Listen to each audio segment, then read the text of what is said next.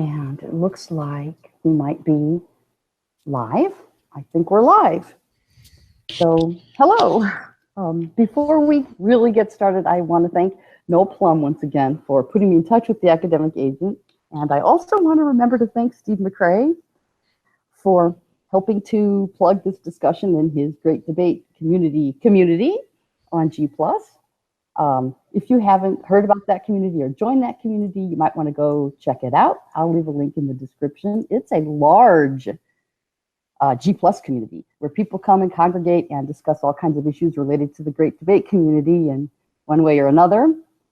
And from there, you also can get alerted to and sort of connected with whatever's happening in our little corner of the internet.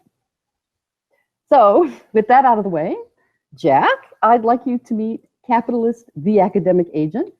And academic agent, say hello to Marxist Leninist Jack Angstreich.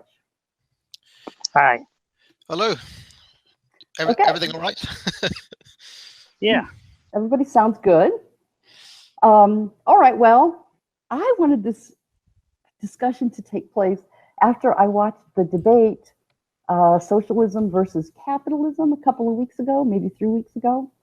And that debate kind of confirmed some of my own suspicions that I just don't think most people, me included, don't seem to really know what the labor theory of value is or how it connects to prices, if it does, and I guess what and how it makes predictions about capitalism, if it does. So what I thought we would do is just start with Jack to define and explain the theory. And I'm just going to back away and let the two of you have an unmoderated exchange. So I'll be trying to collect any kind of questions that come from the live chat, just in case we might have time for a Q&A. So if anybody who's listening wants to post any questions in the live chat, I'll try to capture them and I'll ask them if we have time. So Jack, start us off by defining and explaining the labor theory of value. Well, I mean, I can only, in this space of time, give you a brief sketch of it, because it's actually a fairly complicated theory. But I can give you the basic idea, which is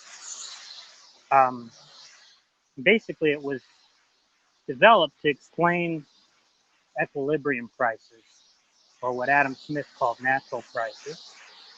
And it's simply that if we were to draw the prices of goods, if you were to plot those prices on a graph across time, you'd notice that there'd be a basic general level of prices that would be fairly constant, right? But you would see supply and demand fluctuate. The axis, or those basic axes of prices, and the idea was took supply and demand at equilibrium. Right? If we sort of observe the market prices when supply and demand were at equilibrium, they would cancel.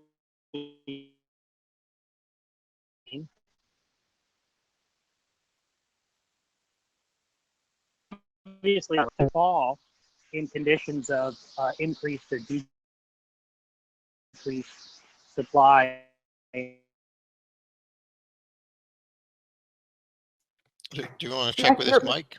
You're really cutting out, Jack. Are you on your bicycle? Or an equilibrium when supply and demand are at equilibrium. Jack, we missed you. We missed you. Cut out. Oh, sorry. How is it now? It's good now. Okay. So that there's still something left to explain when supply and demand are at equilibrium.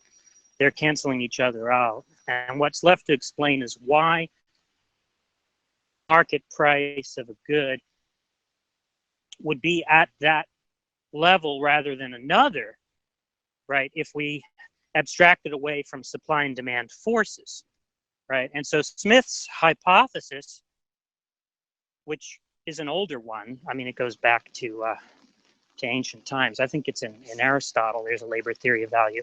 Smith's hypothesis was that what determined the equilibrium price was the quantity of labor to make that good. But Smith was sort of unable to resolve certain theoretical problems with that account, and ended up developing in The Wealth of Nations simultaneously two theories of value, a labor theory of value as well as a subjective theory of value. David Ricardo,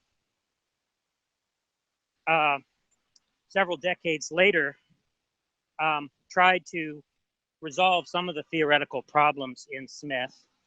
Wasn't able to fully do that, but made some improvements to the theory.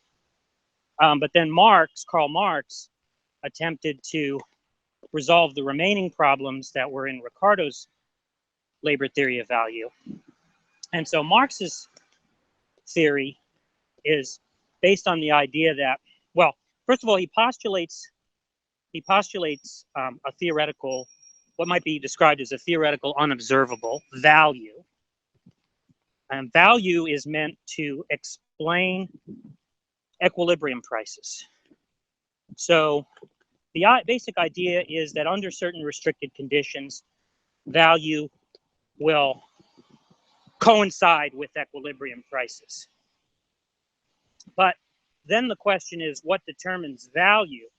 And Marx's hypothesis was that it was the average quantity, basically the determinant for value for Marx, at least his hypothesis is that what determines value is the average quantity per time that it takes to reproduce the good at a given time and place.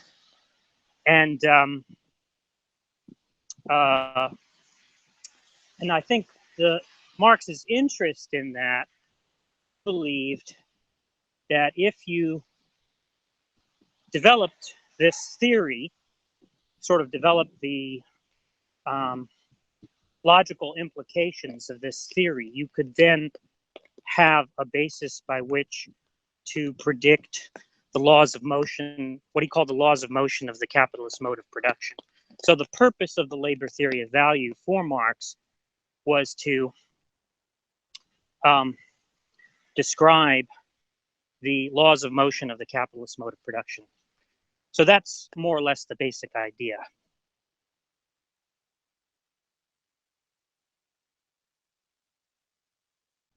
Would you like me to say something in response, or how do you want to do this? I don't know what Helena's format is. I just thought that I would let you guys interact. Right. So I understood your view to be that the labor theory of value was wrong. I think, in fact, you said it was emphatically wrong. So yeah. I wanted to understand what the arguments you had in support of that claim were. Okay, sure. Yeah, I do think it is wrong, and I think it's important to point out that today in 2017, virtually no reputable economists at all across the political spectrum, including people who I perceive as total charlatans like Paul Krugman, say, or members of the Keynesian school, even they today reject the labor theory of value. So there are no professional economists working who still use this. Ricardo was proven to be wrong, and by default, Marx was also proven to be wrong on this. And he was wrong really for two key reasons, which I'll go into. The first of which is that value is subjective. The price is always dictated by the market. Okay, a very simple. We can see this in everyday life all the time. Go to, for example, an auction. Just a regular auction. It doesn't matter what the items you're bidding on are. You can see in an auction that not everybody in that room values the items being auctioned in the same way. So one person's final price point will be different from another person's, depending on their subjective valuation of the item. Now, there could be I guess, a consensus on what an item might go for. But the fact is that the value of the thing is dictated by what people are willing to pay for it. You can see this easily with extreme examples, like, for example, the price of, I don't know, water, the value of water here. You know, me sitting just outside London where water is abundant, I can just turn my tap on, is obviously worth less to me as somebody who has water in abundance than somebody dying of thirst in a desert. Someone dying of thirst in a desert in that moment may pay way over the normal odds for water. Or let's say, for example, a less extreme example, which you can see in everyday life, like, I don't know, a Manchester United shirt is obviously worth more to a die-hard Manchester United fan than to a fan of their fierce rivals, Manchester City, or to somebody who doesn't really care at all about football. So you can see that there are wildly varying valuations going on of different people looking at the same object. I guess another extreme example would be the wildly varying prices in the art world. You know, like there's a piece in the Tate Modern by Tracy Emin, which is literally just a bunch of tampons and various other items from a handbag put into a Perspex box. I imagine it took Tracy Emin less than 5 minutes to put that together. But the price of that piece, because various people in the art world think that it says something profound, is many, many more times than the labor that Emin and whoever produced the tampons originally put into it. So you can see that prices fluctuate depending on what people value. It's subjective. This is the true nature of value. It is completely subjective, and it is divorced entirely from the production process. Okay, that's the first objection. So generally, for most things, we say that supply and demand is the thing that determines the price, and the price is simply a reflection of that underlying reality. Okay, the second objection is that Marx, in Capital and in all of his writings, seems to ignore entirely the thing that is the true asset in determining value in the labor market, which is not time. It's not how much work you do in 8 hours. It's knowledge.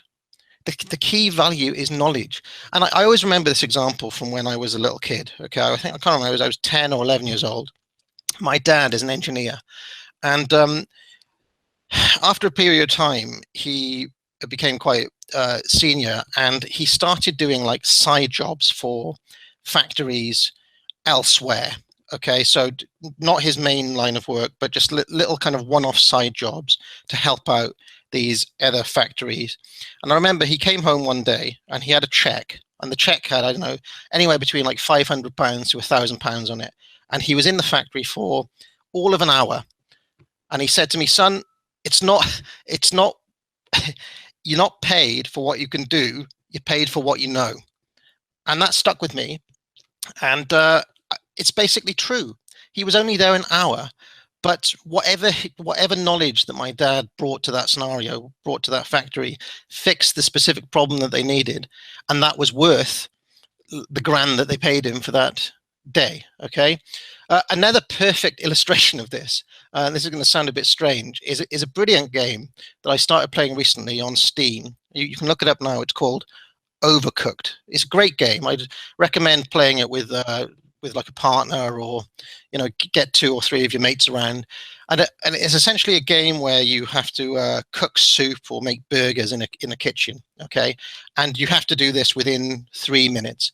Now the core of this game, the time always stays the same, but through cooperation and through coordination, coming up with plans, you can increase the amount of productivity that you have in the 3 or 4 minutes per level. The core of that game is in optimizing processes. It's in process management, and it's in the knowledge that you bring to the scenario, and that is the value. not what you do in the 3 minutes or how much work you do. So that in large part determined what people are paid, because you know, with all respect, anybody can. I used to work in McDonald's. Anybody can go in there and, with, you know, in 2 minutes training, learn how to squirt mayonnaise on a bun or put a burger on a grill. That's not, you know, that the reason that a McDonald's job is a minimum wage job is because those people are eminently replaceable. Whereas the reason that my dad was getting paid that sort of money for his one-off side jobs is because he had a specific bit of knowledge that not everybody else has. So you can see supply and demand is the thing determining how much people are paid in the job market. The last thing I want to say is that it's important to recognize that the labor market and the market of the final product being sold are separate. Okay, every item that needs to be acquired and costed by the producer of a good is priced by the market. And again, I'll give you a tangible example. Let's say I don't know, it's my ambition to whatever it is, I want to start making watches, say. So all the processes of making you know, I need to acquire all the bits of glass, all the cogs, whatever it is. Each of those items that I need to acquire, I acquire through their own separate markets, and each of those things are determined by the amount of people who want them and who think that that's a valuable thing to acquire, not by the amount of work that goes into them. Okay, and the final thing I'll say is that the way to see how the labor market and the final product market are completely separate is by the fact that 90% of businesses go out of business. Lots and lots of firms currently operating now are making a loss. Okay, all of that labor goes into it, and they still make a loss. Okay, so then they make less money. They're not turning a profit. And if the labor theory of value was true, then somehow these items, which had been magically imbued with value by putting labor into it, wouldn't be making a loss, would they? But they still do make a loss, because because like I said, the price is determined by everybody else, by what people value. It's subjective. So it doesn't matter. I could have spent 10 years working on this fantastic table, let's say. If everybody else thinks it's worthless, I can't sell it. So, you know, there we go. Okay, so that's 3 really large points, and one piece of evidence backing up the last point. So I've tried to jot them down. Jack, I don't know if you were able to keep track of all of them, or if you kind of know how you want to go about this answering. Well, I mean, it's going to probably take some time to discuss each of those. First of all, I just want to say that it's flatly false that no professional economist subscribes to labor theory of value. But that's not important. And he did also say that no reputable economist subscribes to it. It seems to me to be a question-begging claim, but we can overlook that as well and just talk about the first point. Now, I'm not seeing how in the first point you aren't equivocating on value there. Can you explain that to me? How do you mean equivocating on? I'm saying that the value. Well, it sounded like you were talking about market prices, right? But I was very careful in my introduction, and as you know, as Marx is very careful to do, right, to understand that the labor theory of value is a theory of equilibrium prices, not of market prices, right? So when you say value is subjective, from what I could tell, and I'm not very clear on what you understand value to be, but what it sounded like to me was that you thought value was something like what people are willing to pay for a good. But that's obviously not what Marx means by value, right? So if your criticism is to say that the labor theory, your first criticism is to say the labor theory of value is mistaken because value is subjective, but then you're just equivocating on what value means. Obviously, that's not going to be an effective criticism at all, right? Well, no, because the price is simply a reflection of lots and lots of people's different valuations of a particular product. Yeah, but that's not answering my question. I'm asking you how you're not equivocating on value there, right? Because Marx has a very specific idea of what he understands value Well, to be. So if you say value is subjective, right, yeah. you have to mean by value what Marx means by value for that to be a valid criticism of the labor theory of value, wouldn't you? Wouldn't you agree? Let me just define, let me just give you my understanding of what Marx means by value, okay? It seems to me that Marx thinks that an amount of labor time put into making a certain product somehow magically imbues it with an intrinsic value. And because of that, it somehow has a kind of a set, a natural, quote unquote, price, whatever it is. And I know in Capital he spends a lot of time, doesn't he, talking about, how like 2 horses are worth 1. Like he goes back to like barter, doesn't he? And my understanding of this is that, and even Ricardo and Smith, they were trying to figure out, well, if you can trade 2 oxes for 1 horse, there must be some like commonality between those 2 products for you to be able to exchange them. Am I getting this right? Tell me. I'm not sure what you mean by intrinsic value. I mean, because Marx doesn't think that the value of a good can't change, right, over time, right? Because if you have increases of productivity of labor, right, the value of a good will actually change across time. So I'm not sure what you mean by intrinsic value, right?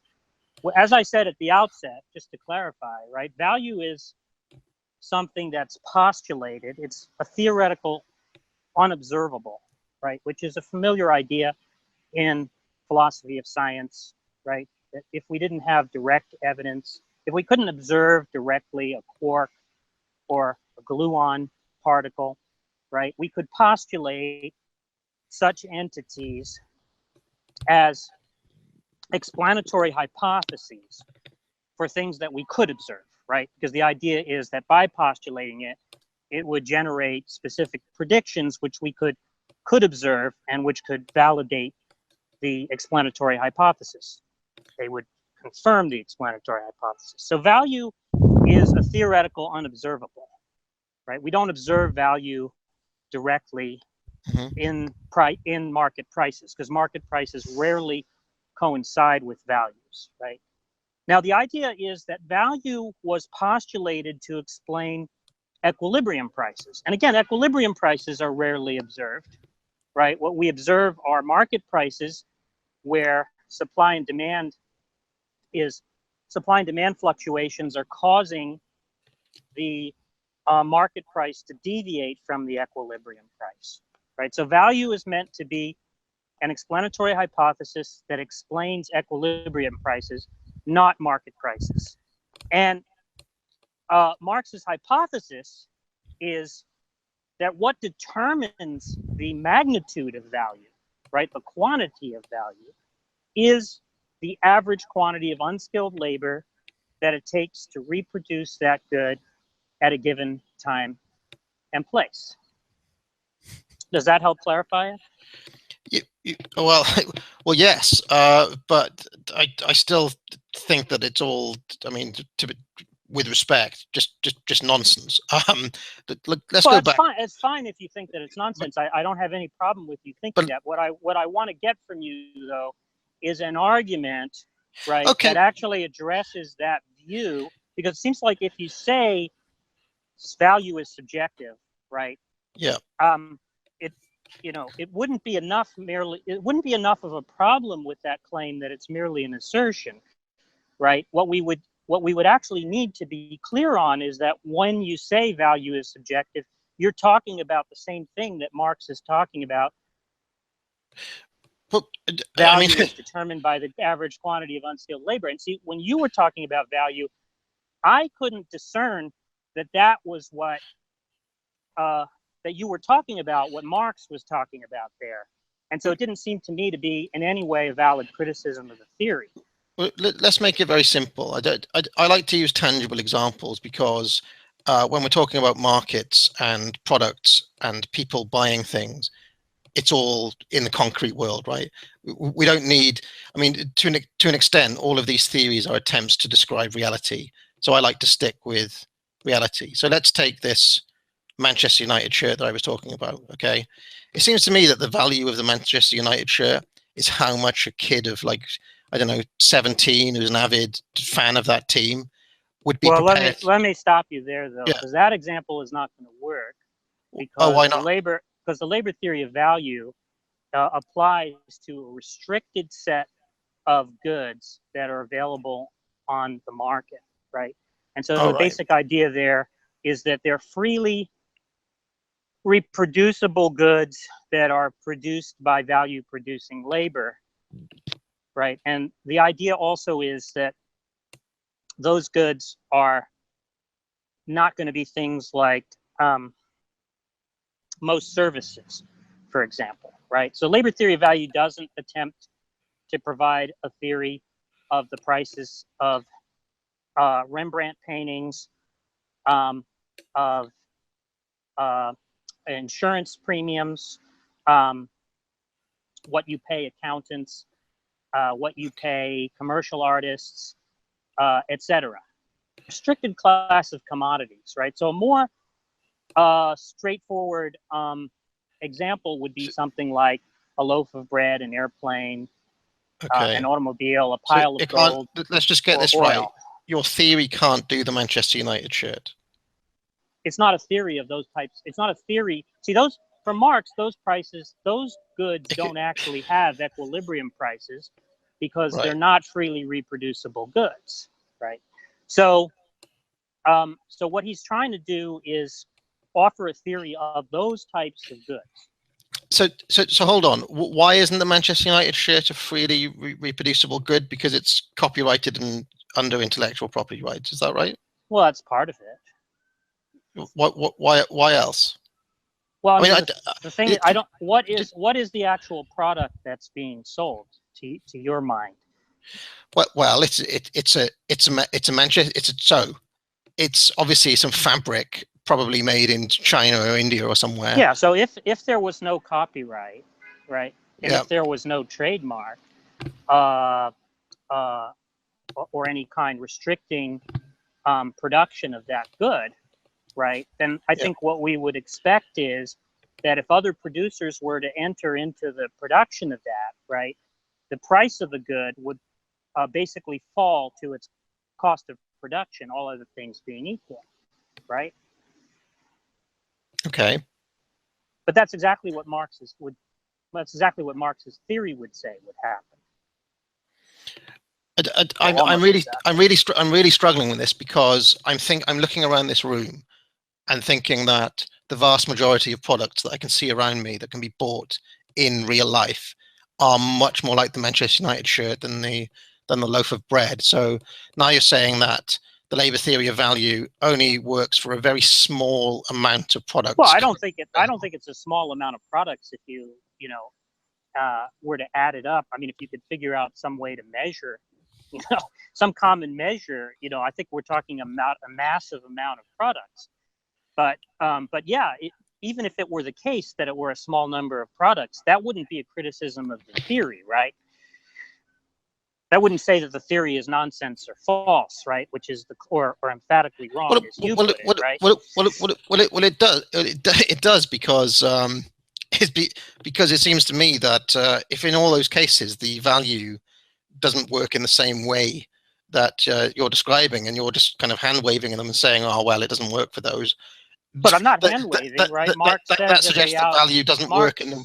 Well, I'm not hand waving, right? Marx says that what the labor theory of value is a theory of those types of goods, right? That's what he's attempting to explain the prices of, right? Okay. Not goods that are not freely reproducible, and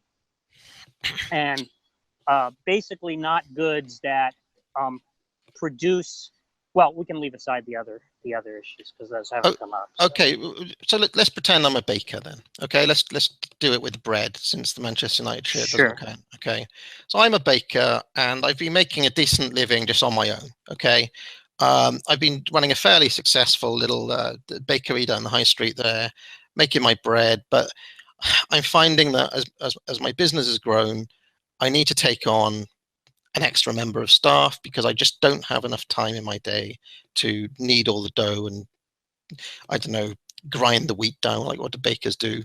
Um, and over time, I have to hire more and more employees to take over this work because I am bogged down with the administration and the paperwork and the business side of things. So now I have workers doing this work that I once did, and they are now essentially making the bread on my behalf.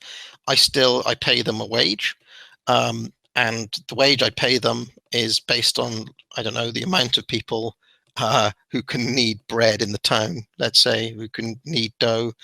Tell me what happens from here in the labor theory of value. Well, the idea is that if there's equal access to that market, right? So there aren't like rental restrictions, you know, that give your shop some kind of privileged place where other people who are manufacturing the same good couldn't enter into the market, right, and attempt to sell the same good to the same customer. So assuming that anybody can enter that market, what we would expect on the labor theory of value is that the equilibrium price of bread in that market will be determined by the average quantity of unskilled labor that it would take to reproduce the good. That is to say, the average quantity of labor time that it takes to produce a loaf of bread, if that's the good in question. But I'm leaving aside certain complications. But why is that? Are not important. Why does that determine the price and not the total amount of people who want bread? Oh, no, the total amount of people who want bread determines the market price. Right? It doesn't determine the equilibrium price. Okay, why don't you explain to the people watching the difference between the equilibrium price and the market price? The equilibrium price is the average price, right? So the supply and demand, right, will push up. If you have high demand and low supply, we expect prices to rise, right? Mm-hmm. And similarly, if you have a large supply and low demand, we expect prices to fall, right? Now, the idea is that if supply and demand are at equilibrium, they cancel each other out, and they don't actually explain what the average price is. That has to be explained by something else, right? And that's what the labor theory of value attempts to do. Why is this a necessary step? Why is what a necessary step? Why is it a necessary step to jump to the labor theory of value for the equilibrium price? This is the bit I'm not quite understand. Like, it's just a theory of what explains equilibrium prices, right? So now somebody could offer an alternative theory of what explains equilibrium prices, and then we could use the basic procedures in the sciences to determine which is the better theory, right? But as far as I know, the subjective value theories don't actually attempt to explain equilibrium prices, right? They only attempt to explain market. So I'm not sure that they are actually dealing with I'm not sure that they're actually offering any kind of scientific alternative to the labor theory of value. But even if that were the case, right, yeah, that wouldn't show that the labor theory of, even if you had an alternative theory that did that, that wouldn't show that the labor theory of value was nonsense, right, or emphatically wrong, right? You'd have to actually appeal to things like explanatory virtues. If you couldn't show that the theory was logically unsound, right, or that the theory was unfalsifiable, or that the theory was ad hoc, you'd have to actually appeal to other explanatory virtues to favor one theory over the other, right? So that would be your burden to provide if you're the one who's claiming that the theory is nonsense and emphatically wrong. So, so the basic idea here is that because labor is a key cost that goes into this. Like, let's say I'm the baker. One of my costs is acquiring the flour. Another, what else do bakers need? Like an oven, I guess. I need to maintain the oven. But my biggest cost is going to be paying those other guys I've got in the kitchen there. Yes. And your production costs. I mean, you're gonna have to lay out a number of things to engage in production, right? You're gonna have to lay out for presumably the buildings that house your your process of production. You're going to have to lay out for raw materials. You're going to have to lay out for energy inputs. You're going to have to lay out for auxiliary products that get consumed in the process of production, things like soap or lubricants, right? And you're going to have to lay out machinery. right. To lay out for labor costs, at least for productive labor costs, right? And then presumably you have other things that you will have to pay for in order for your business to run. You're going to have to pay for accountants, insurers, advertisers, security guards, various services to what we could say services to productive capital is the way Marx would probably put it, right? So that's going to be your total. That's going to be your total in terms of expenses, right? Yeah, no, like, seems to me as the baker, there's an awful lot of outlay. Can't I have my little 10% markup on the loaf of bread there? I mean, what's the point of doing it otherwise? I don't think the markup is going to work because the point is that if the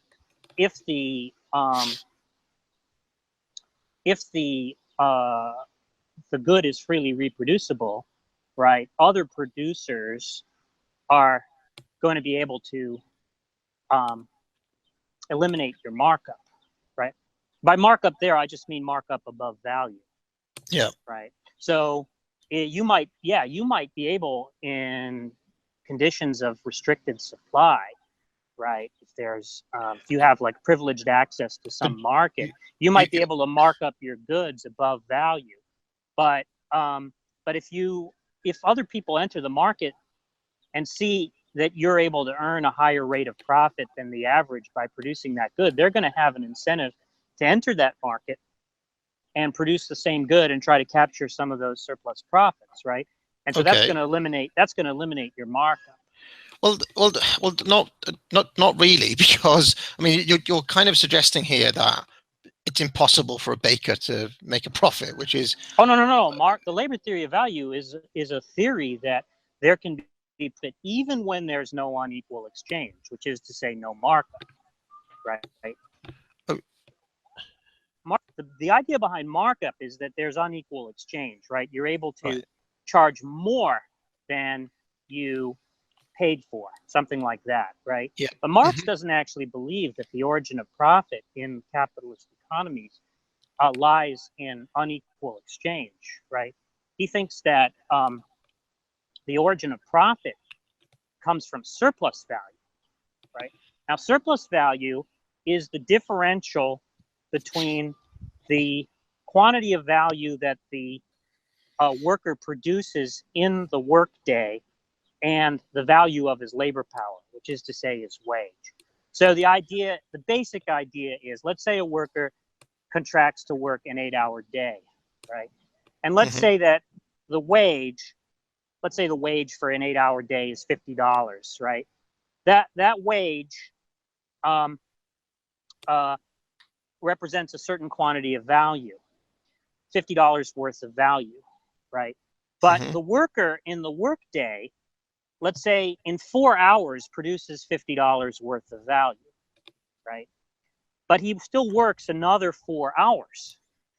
And so that remaining 4 hours of the workday is something that the capitalist gets to keep, because the capitalist gets to keep the value product, right? The worker just contracts to work for 8 hours, and the capitalist gets to keep whatever the worker produces and then sell it, right? Now, if the worker has produced twice as much value as the value of his labor power, if the capitalist is able to sell that good at its value, right, he gets to pocket the surplus value. And that's the source of profit for Marx. So there doesn't have to be any unequal exchange for there to be profit for Marx, right? Unlike in subjective value theories, where the idea is that if every good was exchanged equivalent for equivalent, right, there could be no profit, right?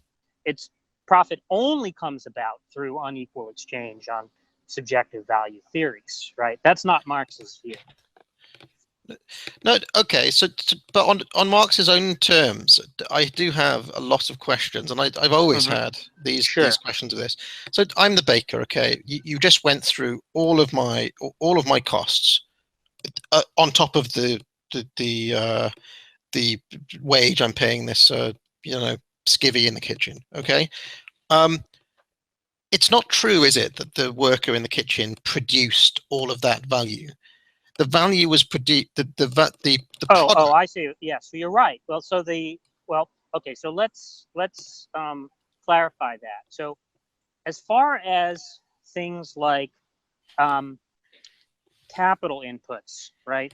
So, fixed capital assets like buildings and machinery, and tools that are not used up in the production process, in a single circuit of the production process, versus other capital goods such as raw materials and energy inputs and other auxiliary products.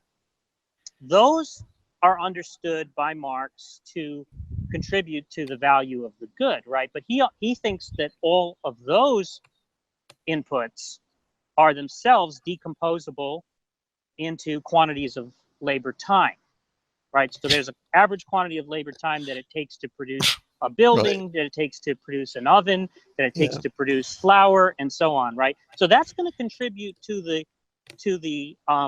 final value of the baked, the finished loaf of bread that goes to sale on the market, right? That the bakery produces. That's going to make up a portion.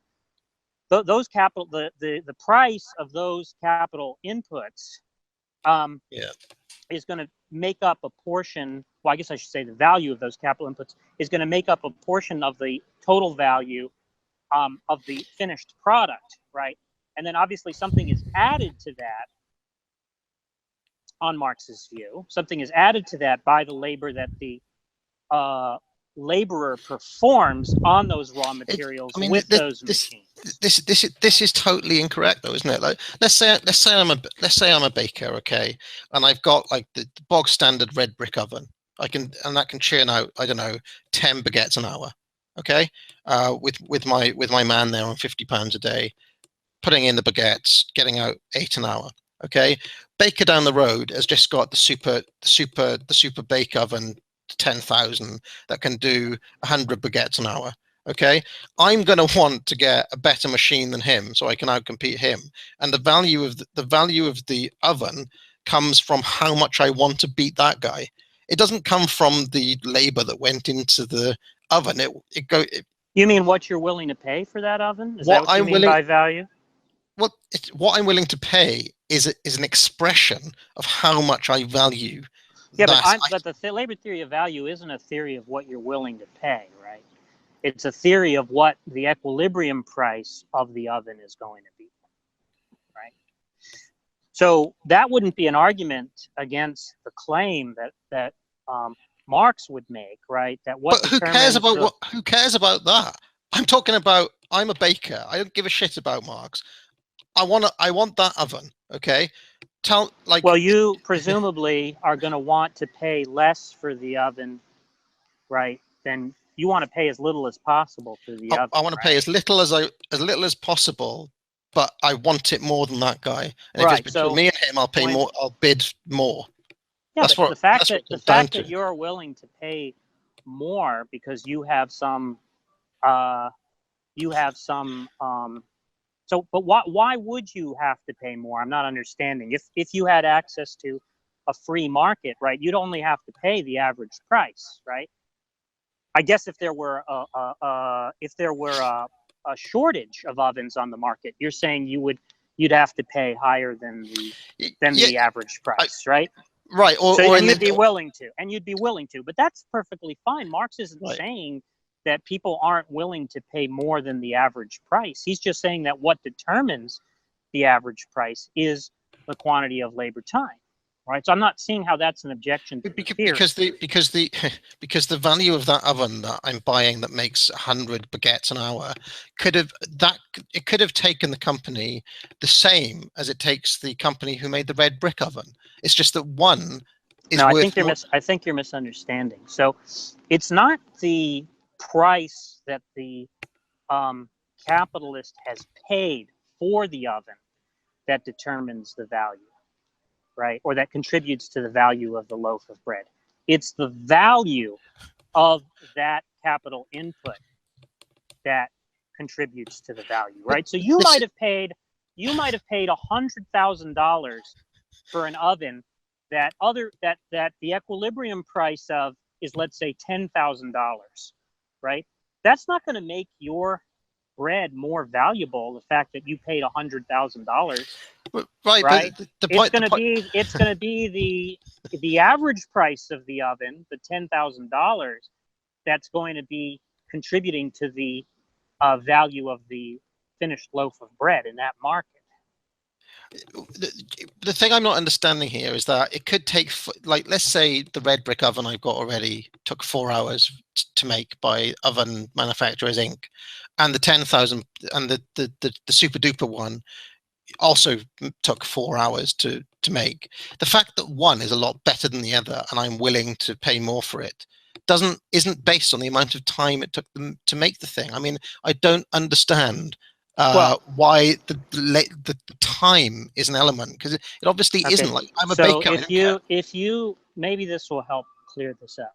So Okay. if you were to acquire a piece of labor-saving technology, right? Let's say you were willing to pay more for some souped-up oven, right? Right.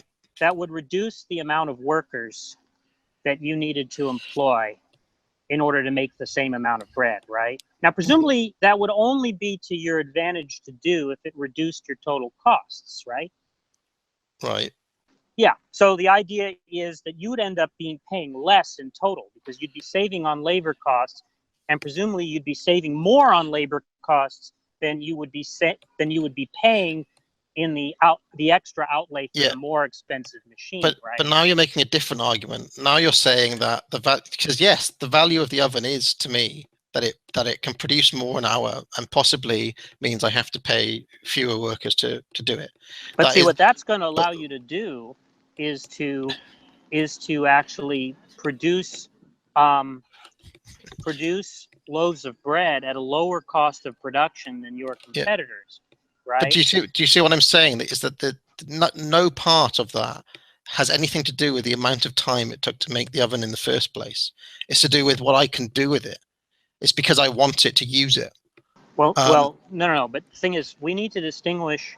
Again, what we're trying to explain is not the amount of money that you make when you sell a loaf of bread, right? But what determines the average price of bread.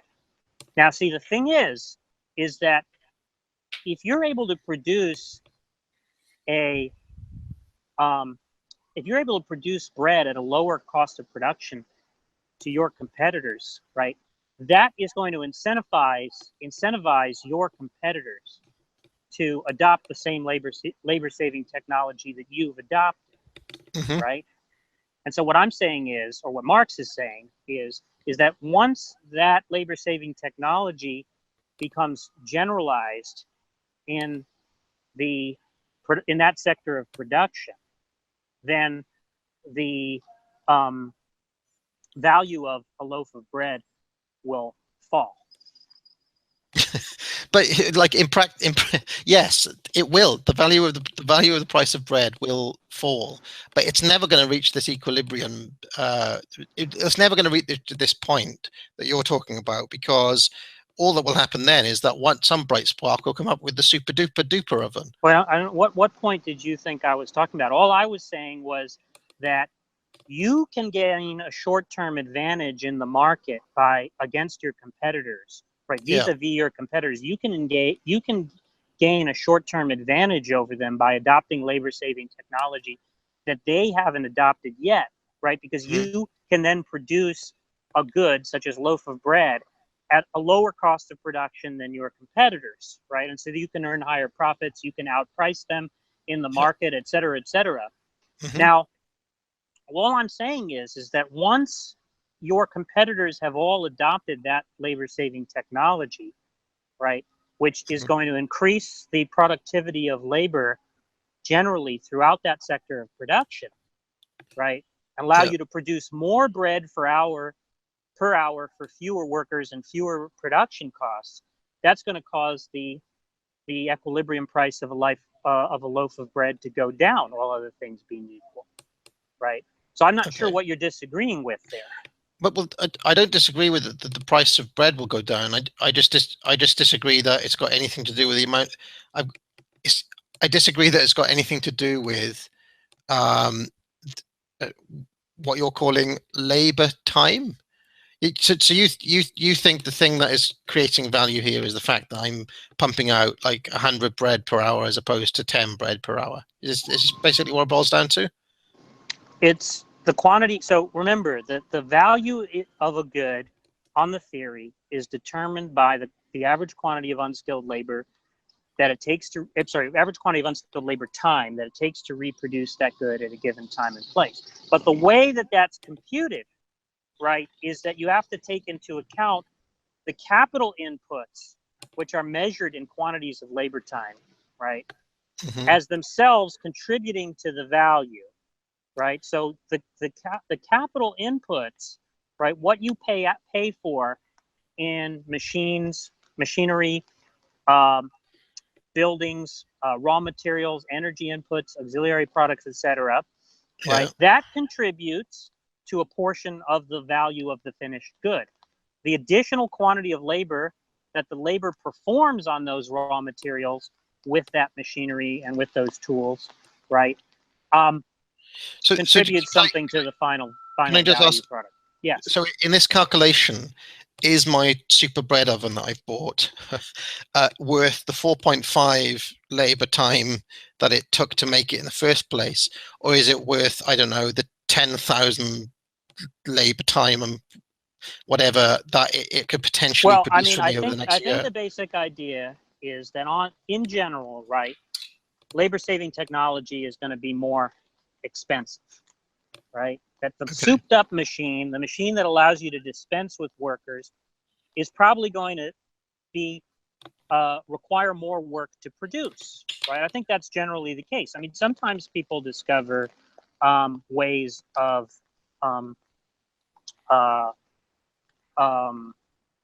developing machines that are more efficient, that might be cheaper, right? But I think in general, it's a higher cost of production to acquire the better machine that's more efficient, right? And presumably, if you're a rational capitalist, as I mentioned before, the only reason you would have to do that is if you thought you could save money in the long run, right, by having to employ fewer workers. So the idea is that the amount of money that you save in letting go of extra workers makes up for the extra costs that you are paying out to buy the more expensive machine, right? So it will be worth it once you've paid off the machine, right? You'll be earning. I mean, until your competitors have caught up with you, you'll be earning a higher rate of profit per production cycle.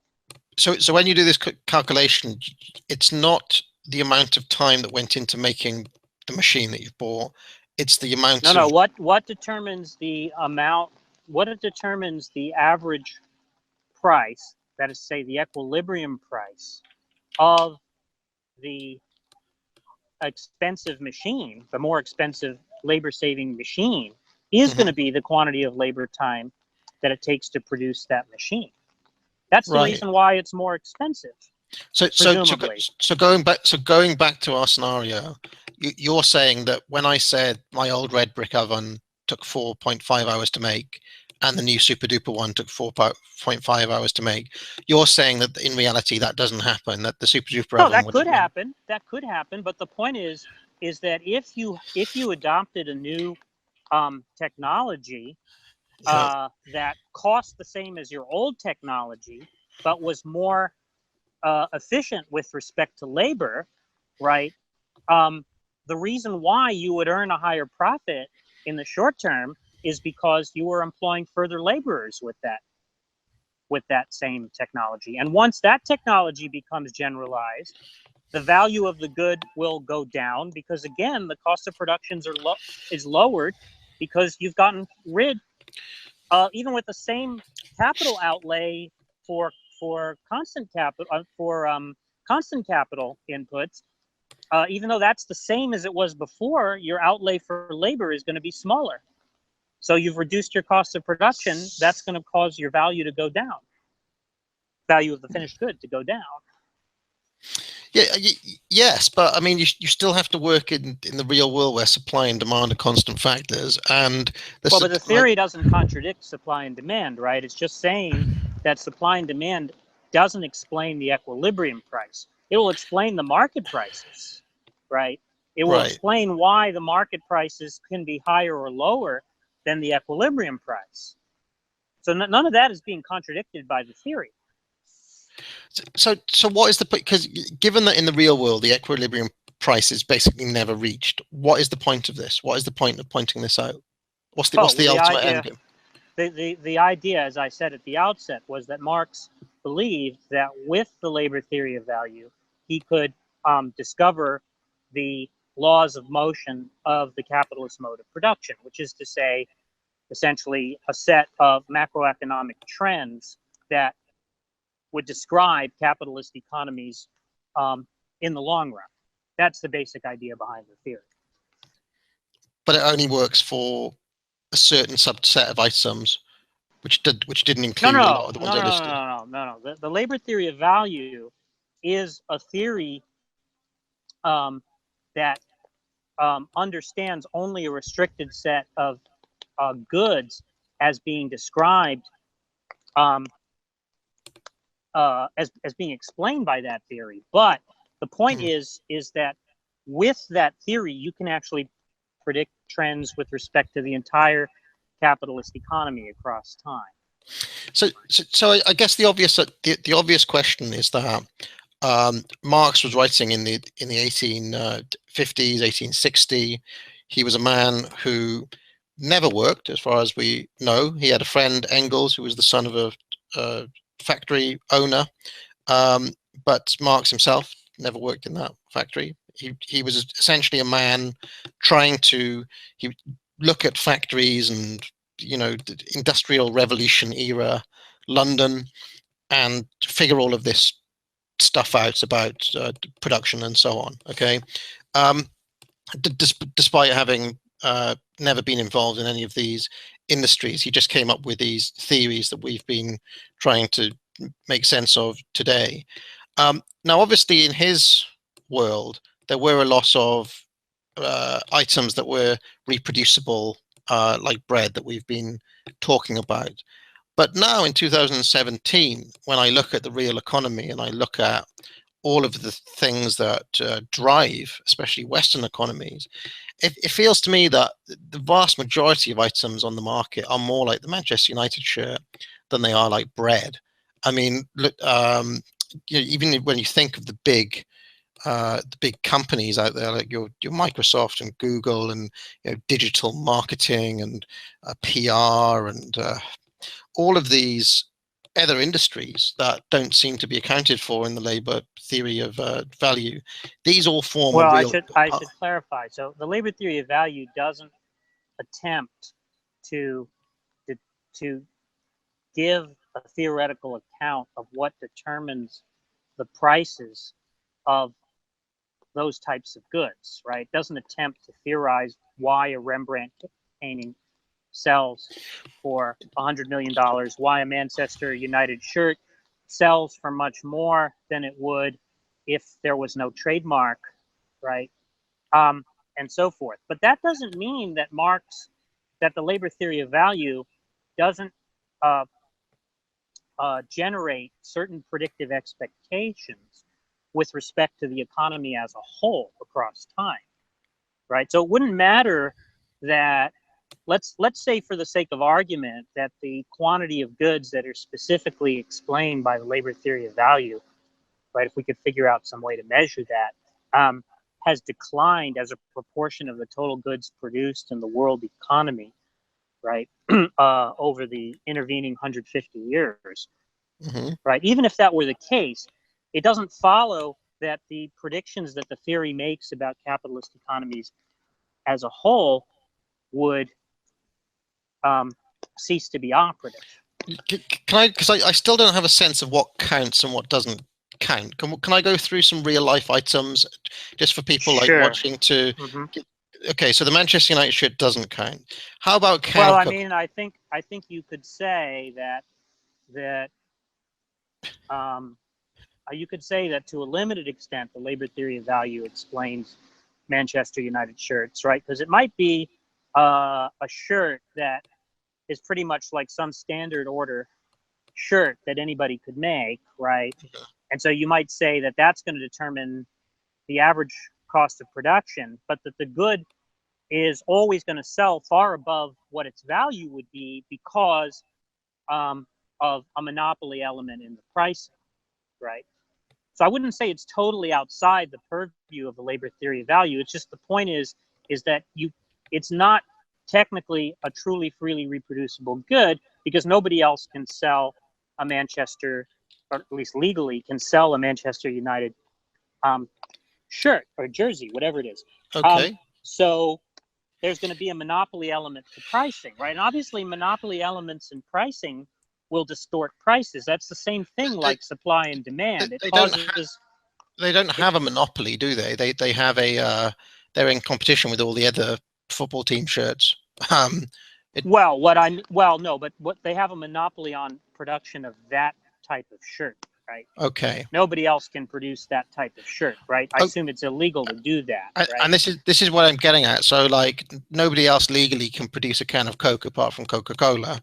That's right. So, do they not count as well because of the well, IP? Again, I'm just saying that there can be distortions in the pricing, which is to say deviations from value caused by monopoly pricing, right? So that just means that we shouldn't expect. Hold on a sec, because I can't allow this because Okay. you're really, a monopoly is when you have I guess a market with a single producer. Okay, you can't redefine monopoly to mean only Coke is allowed to make cans of Coca-Cola.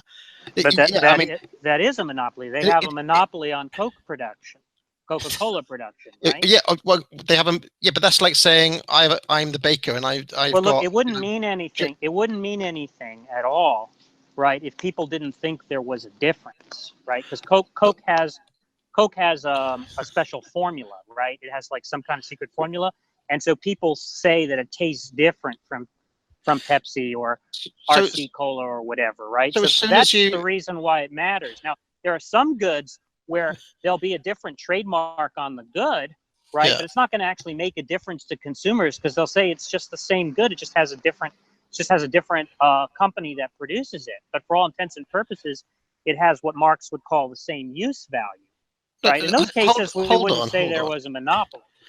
I don't understand, because this obviously happens with every single product, right? There's different brands of bread.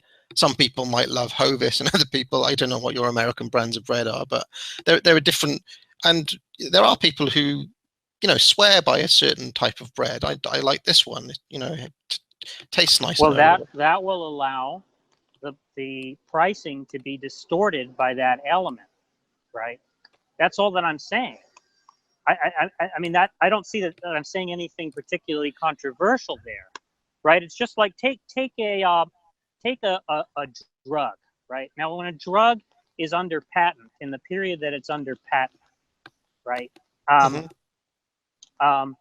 People have to pay this higher amount, right? Because the drug company can charge more than its cost of production, much more than its cost of production, because it's granted a limited monopoly in time.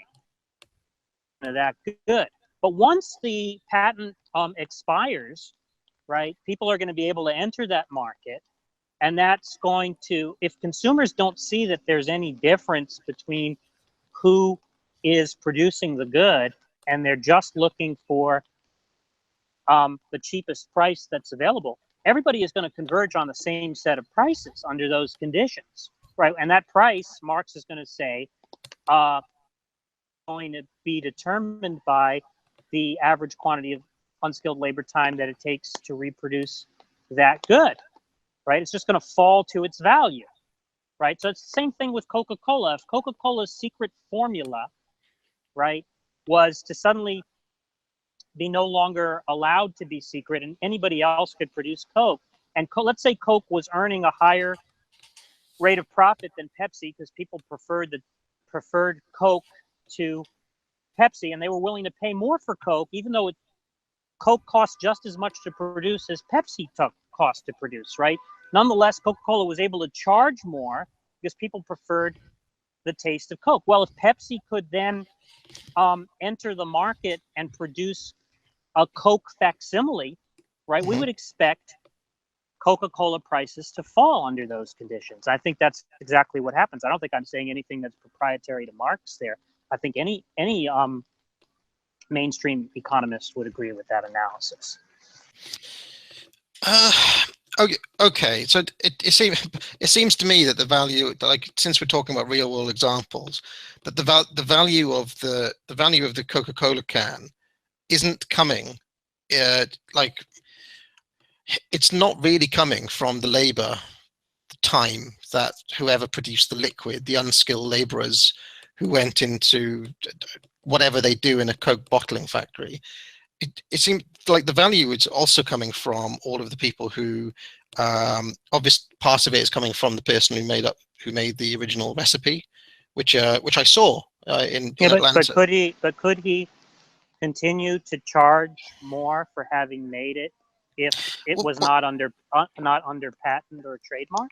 Well, it's a very interesting example, because in real life, Coke was the most heavily copied product around. There was all sorts of knockoff Cokes, and that presumably pushed the price of Coke down considerably. Right?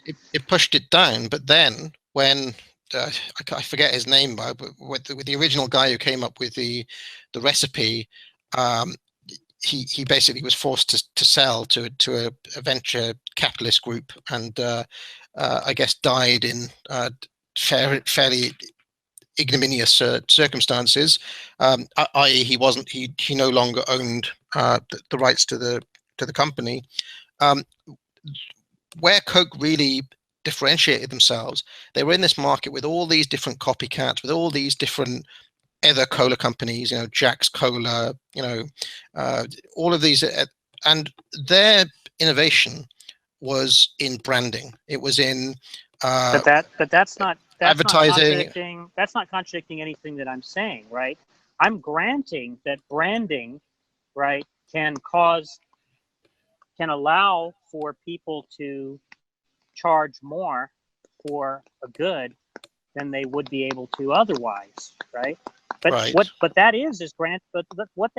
only possible under conditions, under monopoly conditions, right? If the Coke trademark was not licensed to Coca-Cola alone, right? Anybody could produce a Coca-Cola facsimile. But this is what I'm saying, that they did this at a time before IP, when they were able to, they had to, because of all these facsimiles, because of all these copycats, they had to make themselves stand out by saying it's the real thing. This is the actual Coke, the real one.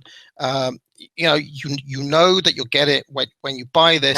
Now let me ask you something. Do you think that if they were earning higher, significantly higher than average rates of profit in doing that, that if somebody could legally make an exact replica of those cans of Coke, They Of wouldn't course have they had an do. incentive to do that. Of course. I mean, And what it's would interesting. what would you expect to happen under those conditions? Wouldn't you expect the price of Coke to fall? But this is only to do with supply and demand, isn't it? You're increasing the supply of a certain thing, What I'm and therefore, saying is that if you have restricted access to a good, right, to production of a good, that can push up the price of that good. So monopolies, right, which is what trademarks and patents and copyrights are, right? Monopolies are features of the economy that allow goods to be sold above value. And what I'm saying is, once that restricted access to production is eliminated, that will mean that that monopoly price, right, that added price will fall, and the price will fall, the average market price will fall to its equilibrium price, which is to say its value, right? That's all that I'm saying, but I don't think there's anything controversial about that. That's not something proprietary to Marx. That's something any mainstream economist would agree to. But this is not an issue, is it? Because you know, one of the reasons that I am so for free market capitalism is the tendency of prices to come down. It's because when you have competition between, my favorite example is the can of corn. But Marx isn't saying that capitalism won't cause the prices of goods to fall over time, right? He's saying precisely that it will cause the prices of goods to fall over time. But why is that bad? As a consumer, that's excellent. He's not saying that that's bad. So what's the issue? What's the issue is that he doesn't think that capitalism can be sustained in the long run, right? He thinks that it's a mode of production that ultimately will break down, will, find itself mired in crises that it ultimately cannot resolve, and that it's not possible to reform capitalism in such a way to avert those crises or resolve them, right? But that's something that he concludes from the labor theory of value. He's saying that the labor theory of value, if we look closely at what its logical implications are, right, that is what we should expect capitalist economies to, but it's not how we should expect them to end up. It's right? just not true. It's just not true, is it? Because you're assuming through all of this that supply and demand are constants and that equilibrium is going to be reached. That's not true, though, is it? Because where did I assume that supply and demand are well, because you've been talking about equilibrium prices, which is when equilibrium prices are just what the if we were to actually plot out the market prices on a graph, right? They're what would be the basic axis of prices that we could draw and see the oscillations oscillating around, right? We can see the supply and demand. We can see the market prices oscillating around that axis, right? So it's a theoretical entity, an equilibrium price, right? We don't observe equilibrium prices. We observe market prices, except in the rare cases where prices coincide with equilibrium prices. What we observe are market prices, but nonetheless, there's something that we can discern in the fluctuations of market prices, which is an equilibrium price. And so for Marx and for Smith and for Ricardo, right, the task of economic science was to offer an explanation to that. But where I was going with this is that why I wanted to list a pile of items. Coke was just the first one, and we got off on a tangent. But where I wanted to go with this is that why should we care about this? Like you just outruled. Well, again, the reason why we should care about it is that if the labor theory of value is a correct scientific theory, right, what it predicts is that capitalism can't be sustained in the long run. And if we're interested in preserving human civilization, we have to abolish capitalism and replace it with something that can endure in the long run. That's the reason why Marx was interested in it. And I take it that's the reason why most Marxist economists are interested in the theory. But a pile of stuff it makes a big difference. A pile of stuff in our economy doesn't count as soon as you introduce intellectual property or branding. It's not a question of not counting, right? It's saying that if we start from looking at a restricted set of goods and try to theorize what their equilibrium price, what explains their equilibrium prices, we can then generate certain predictions from that theory, right? Which will apply to the entire capitalist economy, to the world economy, right? As a whole, over time. And so it's simply a question of whether that, if that theory is correct, if it's empirically confirmed, right, then we have reason to take seriously what the theory predicts. Okay. But I mean, you still haven't, in my mind, you still haven't dealt with the fact that this is just not how the world works. I mean, it's. Well, that's an assertion. So you'd have to give me an argument to show what exactly shows that the theory is false or mistaken, right? I mean, you could show that there's some logical. Because you keep on saying that the price point of something is not its value, and I'm saying that they're essentially synonymous. How much I value something. Well, when you say that they're synonymous, it just sounds like you're equivocating on value there. But I don't understand why I should take this man from the mid-19th century's definition of value as being something that I should care about. I kept like, well, if again, I want some, if I it's want just like something, in any other science, right? If somebody Okay. comes up with electrons or gluons or quarks, right? We're interested. There's no reason to be interested in somebody's speculation. But it's that there are these disprovable by things- going to any fucking auction anywhere in the world. So you'd have to explain to me how an or auction any marketplace. You'd or have any to explain to me marketplace. how an auction disproves labor theory of value, because I'm not seeing that. Okay, you've laid all right. that out. The three of us walk into an auction. Okay, I'm a collector of Pokemon cards. You're a collector of, I don't know, books on Marxism. Okay. So those are not freely reproducible goods, right? Oh right. Oh, okay. So they don't work. So that doesn't disprove the theory. I'm a lover of bread, and you're allergic to gluten, and the thing on auction is stacks of bread. What would now? So now there would well, wait. People don't auction bread, do they? It doesn't matter because we're dealing with theory now. Okay, in the auction. But a market is an auction, right? Is essentially an auction, right? Right. So we can just look at bread in a market. We don't have to imagine an auction. Now, how does the fact that some people are allergic to gluten, right, and therefore are less willing to pay for a loaf of bread than a person who's not allergic to gluten is willing to pay for a loaf of bread, how does that disprove the labor theory of value?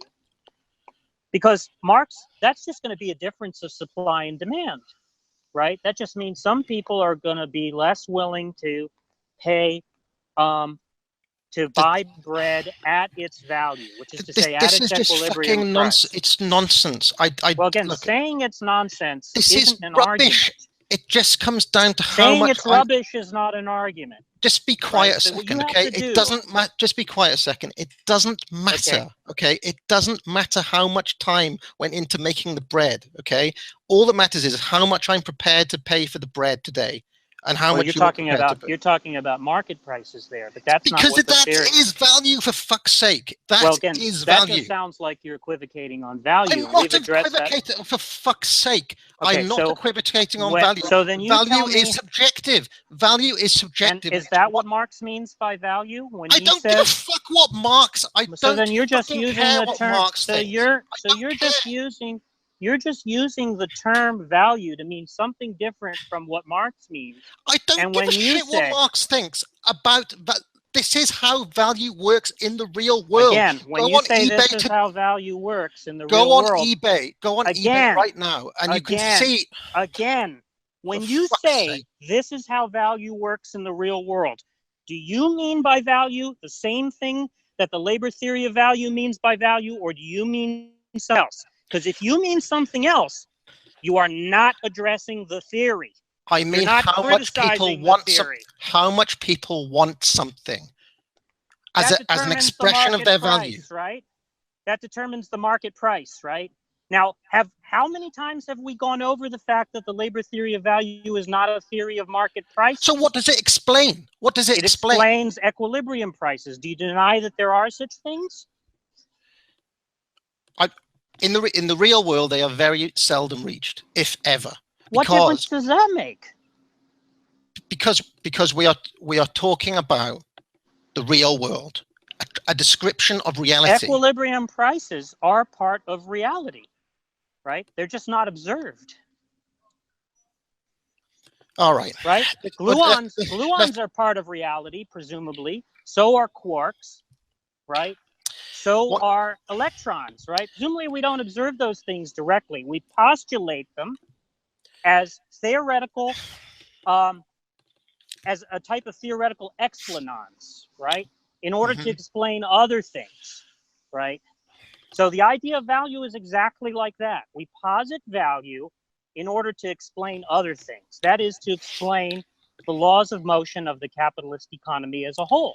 The laws of motion of the capitalist economy as a whole is that people want stuff and they try to buy it, and that fluctuates over time. So when you look back in history, there have been different products in vogue at different times. Okay, the reason why some markets rise and other markets fall is because products come and go and people want them. Think of the yo-yo in the schoolyard. Well, that's not contradicting the labor theory of value.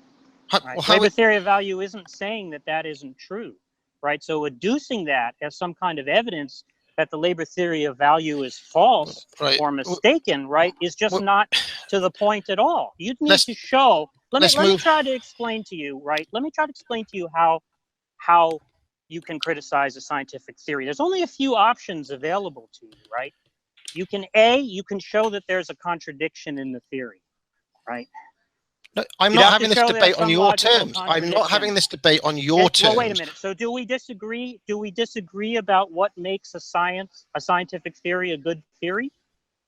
Because if you want to dispute that, we can dispute that, right? I don't think what I'm saying about what makes a scientific theory a good theory is particularly controversial. It's not proprietary to Marxists, right? I think pretty much anybody, will accept what I have to say makes a scientific theory a good scientific theory. But if you want to dispute my criteria, we can have that discussion.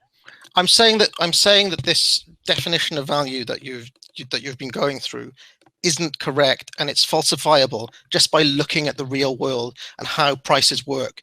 Well, you haven't yet shown. There is no difference between the value and the market price. The price is a reflection of my value. When you say there's no difference between a value and the market price, are you using value to mean the same thing that the labor theory of value means by value, or you mean something different? I don't care, because if you don't care, how is that supposed to be taken seriously as a criticism of the theory when you aren't even addressing what the theory claims? Because the theory gets the nature of value wrong. Because again, do you mean by value the same thing that the labor theory of value means by value then? It seems to me that the labor theory of value is just saying that value is the production costs. It's not saying that. Okay, how is it not? It's saying that there is a theoretical unobservable, which we can call value, right, which the theory calls value, right, which will coincide with equilibrium price under certain restricted conditions. And it's saying that what determines the magnitude of value, the quantity of value, what determines that is the average quantity of unskilled labor time that it takes to reproduce that good at a given time and place. That's what the theory says, right? Mm-hmm. But that's not true, is it? Well, in order to show that, that's why, see, when you say that that's not true, that's why it's important to have a discussion about how we disprove scientific theories, right?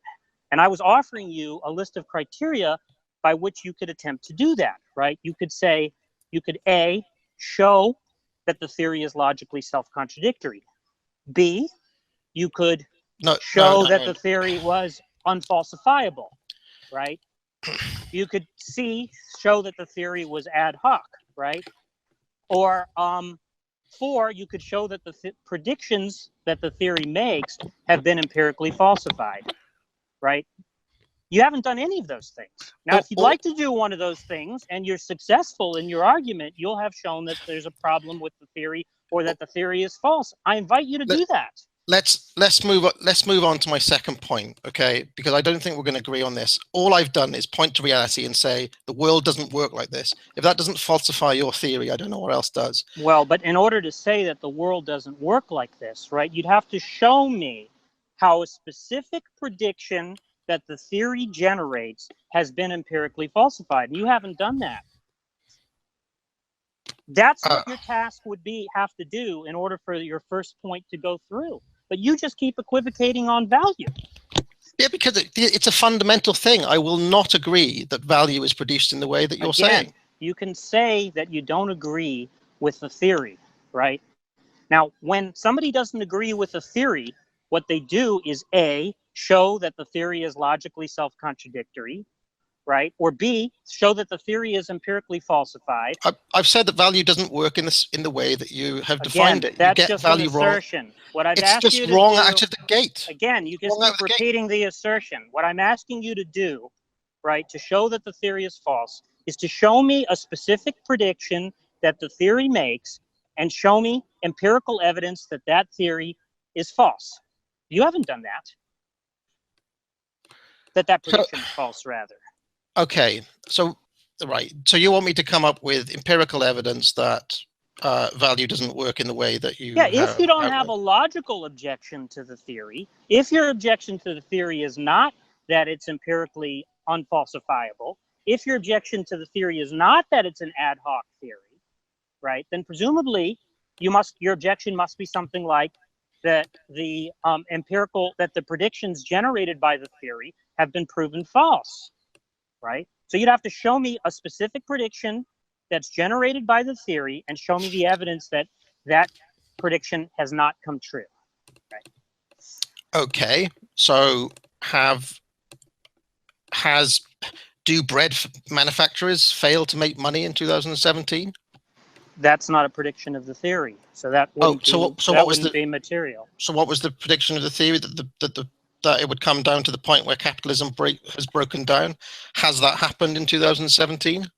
Well, it doesn't say that the capitalism should break down by 2017. So that wouldn't be relevant either. So when does it break down by then? I don't know. Oh, right. Okay. So now you're just kind of making random. You're basically saying you're misunderstanding. You're misunderstanding the dialectic here, right? Your claim. I think we have to move on. I think we have to move on to. Well, I want to make this point, even if you don't want to respond to it, right? Just so people are not under any illusions about what's happened here, right? Your claim at the outset is that the theory is nonsense and that the theory is wrong, right? That's your claim, right? Now, I've adduced the criteria by which you could show that to be the case. You could, A, demonstrate some kind of logical contradiction in the theory. You haven't done that. B, you could show that the theory is unfalsifiable. I've said that value is not produced by the labor time. That's just a claim.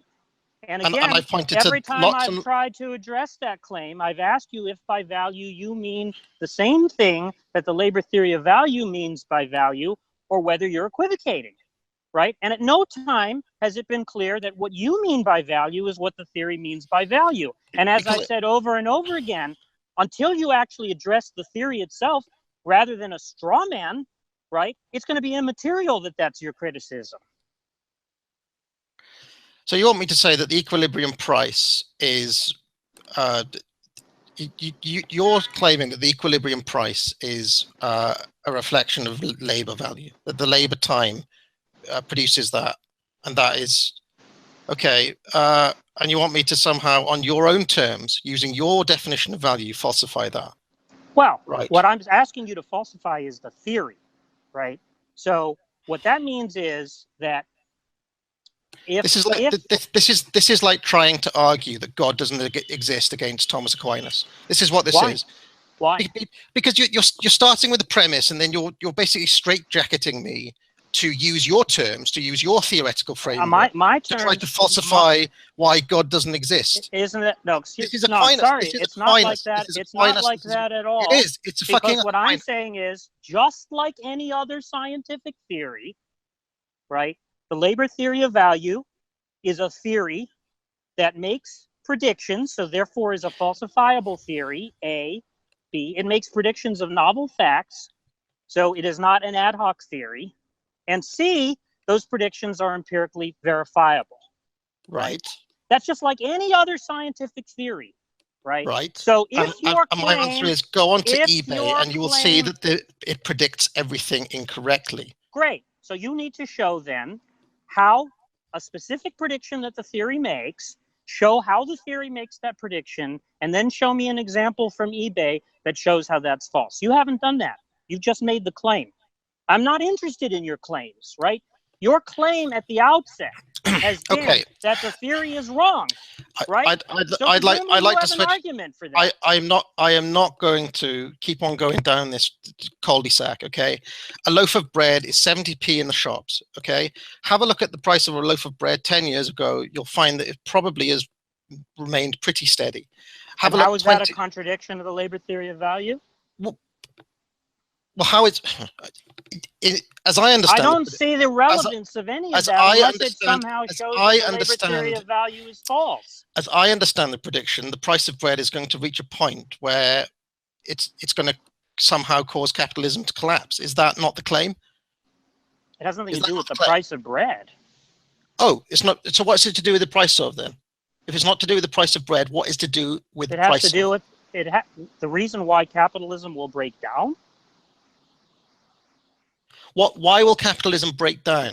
And like that's not easy to explain. I mean, the basic idea. You're asking me to empirically prove your fucking bonkers theory, and now you're telling me hard to explain. You keep saying that it's bonkers, but you haven't been able to offer a single argument against the theory. I'm asking you to point. I'm asking you. It's up to you to prove the fucking claim. No. You're not understanding. No, right. It's not. It's not. Okay. You said at the out. I can prove the theory. We have to. If necessary.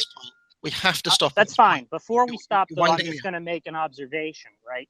Because it seems to me you've misunderstood the dialectic.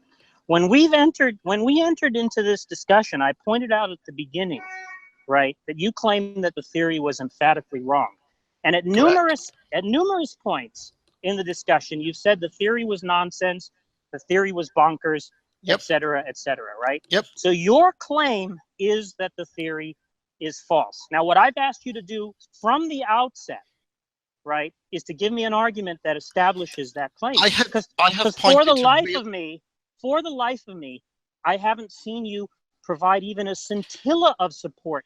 Because I don't even understand. You did not even know what the theory is, and you said the theory was nonsense. When people say that a theory is nonsense, and they don't know anything about the theory, Jack, that's just intellectual dishonesty. No, it's not, because I have read. So you do know what the theory is. I have read all 3 fucking volumes of Capital. No, you haven't. Why are you lying?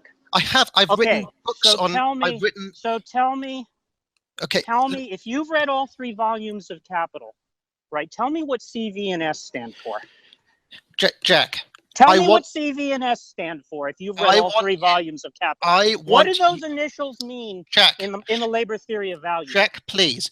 You're a liar. Now, why would you lie? Jack, I want you. You don't even know. You've never read the fucking book.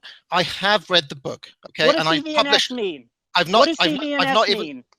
I can't bloody remember off the top of my head. Yeah, you can't remember. So you don't fucking know what the theory is. But okay? The point is, if you're going to say the theory is false, you have to provide an argument that the theory is false. You have to provide. What is the argument? In order for me to provide empirical evidence against this theory, which, as far as I'm concerned, is rubbish, you need to give me some sort of empirical evidence for it being true. Rubbish, right? When you say as far as it's concerned, it's rubbish, right? In order for that to be a justified claim, you'd have to know what the theory is. Right, you'd have to know what predictions the theory makes.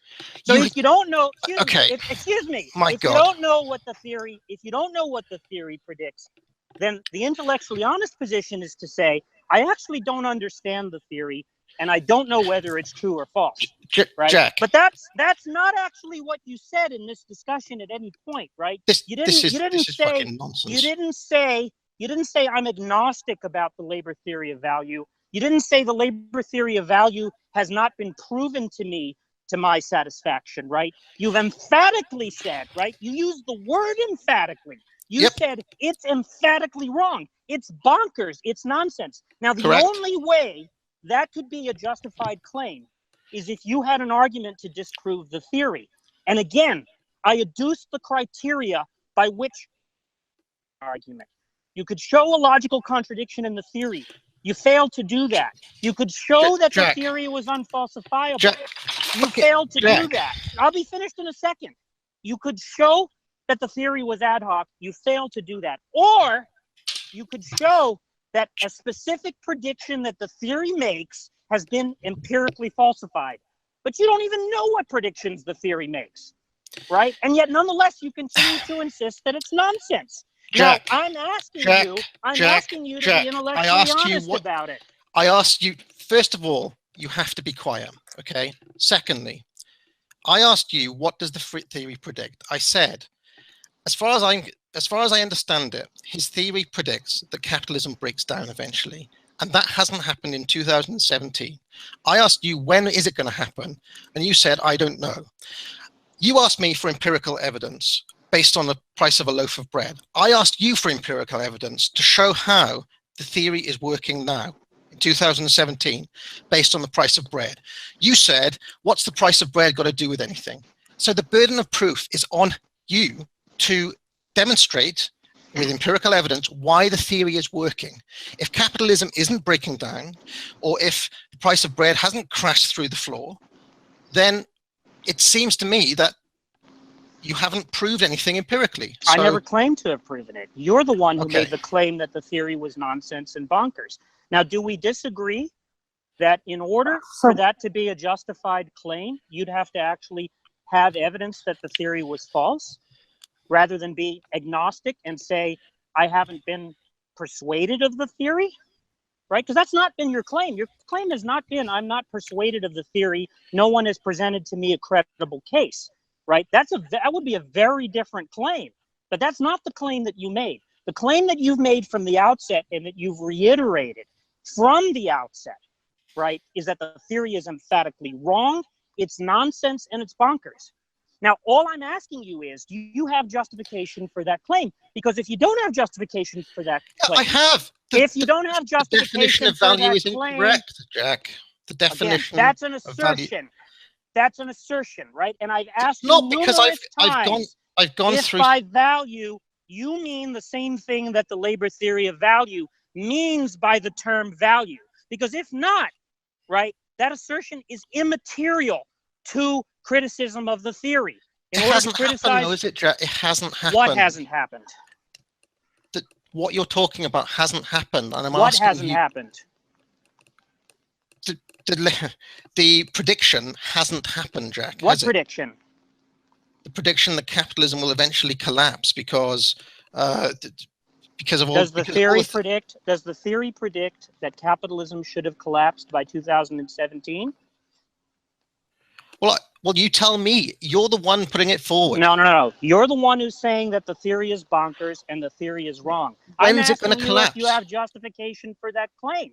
Now, if you do have justification for that claim, you must have access to some empirical evidence, right, that shows that the labor theory of value is false. I would like to interject. So what is that? Yeah, go ahead. I think we have to move on. Yeah. And I think we might as well move on to some of the questions that came up in the live chat. If that's okay with you guys. There was one thing I did want him to address as well, which was the point I made right at the top about knowledge being the primary driver of value in the workplace. That's the thing that determines people's wages. That's the thing that there's your real value, quote unquote, in the work environments. That's why my father was paid the £500 or the £1,000 for his hour of work.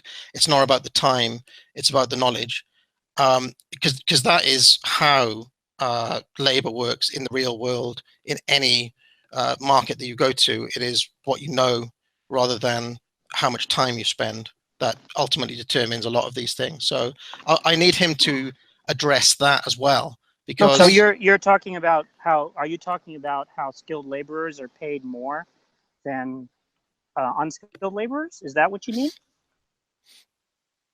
well, I mean, I'm talking about knowledge being the prime determining factor of value in a job. How is that measured?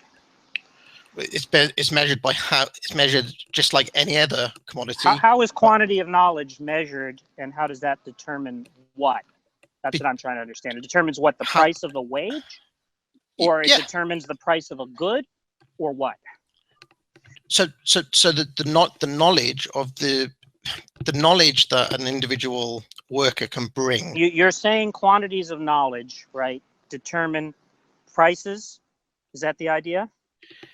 That knowledge has a bigger effect on price, right, so how is that than measured? time.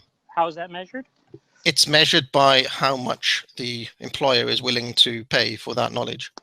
Oh, so you're saying that what the employer believes the knowledge that somebody has is correct, will determine. Because remember, value is subjective, and that is the only thing that counts. But wait a minute. When you say value is subjective, you're using value in a specific sense that's different from the labor theory of value, right? Yes, because I'm using the correct definition of value as I When have you been the so whole wait, time. when you say correct definition, what in virtue of what is a definition correct rather than incorrect? Because I'm not understanding that. It by definition of the fact that it is observable all the time in the real world, every minute of every day, because value, and as I said, you can see it. You can go to an auction. You can go to eBay. You can go to any place of work. You can ask anyone who's ever had a job in their life. These are the things that make the world go round. This is what value really is. How else is my father going to get paid £500 or £1,000 for an hour of his time? You mean because he's a skilled laborer? It's not just because he's a skilled laborer. It's because of what he specifically knew. They were paying for his knowledge, Is that not for his different time. is that different from what a skilled laborer is? Well, it depends. Because the labor theory of value, as you'll note, right? You'll note that what I talked about was quantities of unskilled labor. Yes. Right? So I'm not seeing how anything you're saying there contradicts the labor theory of value. But if you'd like to show me where there's a contradiction there, I'd like to understand. Because labor theory of value doesn't say that skilled laborers won't be paid more than unskilled laborers, right? It also doesn't say that the quantity of value that skilled laborers will produce is equal to the quantity of value that unskilled laborers produce, right? It doesn't say that. It says skilled laborers will produce greater quantities of value in the same amount of time vis-a-vis an unskilled laborer, right? So that's not a criticism of the theory. All you're doing here is you're converting what I've said into units of labor time. Just so I understand what you're doing. You're saying, right, that there's something about a worker having increased skill will somehow be a criticism of the labor theory of value. And I'm just not seeing where it contradicts the theory. That's what I'm asking you to specify. Can you repeat that, please? Sorry. Your claim is and was, right, that the fact that there are laborers who are paid more for their labor because they're more skilled laborers, right, and the fact that what they produce has more value than what is produced in the same amount of time by an unskilled laborer is somehow a criticism of the labor theory of value. And I'm not seeing how there's anything in the labor theory of value that contradicts that. Okay, but okay, all right. Let's take these questions and move on. Let's just do it. Okay, the first question, and a couple of people have asked it. People want to understand what are the actual predictions that come out of the labor theory of value. Can you list them? Well, I mean, I can give you, there's about 11 of them if you want me to go through them all. Or I can just list a handful of them. So I'll let you decide. Why don't you list a handful of them that maybe could somehow help people decide about what value is, what's a better definition of value, something like that. The labor theory of value predicts that there should be widening inequality as a secular trend in capitalist economies. That's an example. It predicts that there should be centralization of capital over time, which is to say that there should be fewer firms. Well, I should say fewer owners of firms over time. It predicts that that the average size of firms should increase as a secular trend. It predicts that workers should be relatively immiserated over time. So the idea is that the amount of the total value product that should be returned to workers should be a smaller and smaller percentage over time than what is returned to capital. It predicts that there should be cyclical depressions and recessions, and that it's not possible to do away with that as a cycle in capital, right? It's not possible to adopt monetary policies, fiscal policies, or government policies such as Keynesian mechanisms. It's not possible to actually prevent there being crashes. And it says that the explanation for those crashes is going to be a tendency of the rate of profit to decline during long wave periods of expansion, right? So that as the business cycle heats up, in tandem with that, there will be a decline in the rate of profit. That's a prediction that the theory makes. I don't know if you want me to keep going, but those are a handful.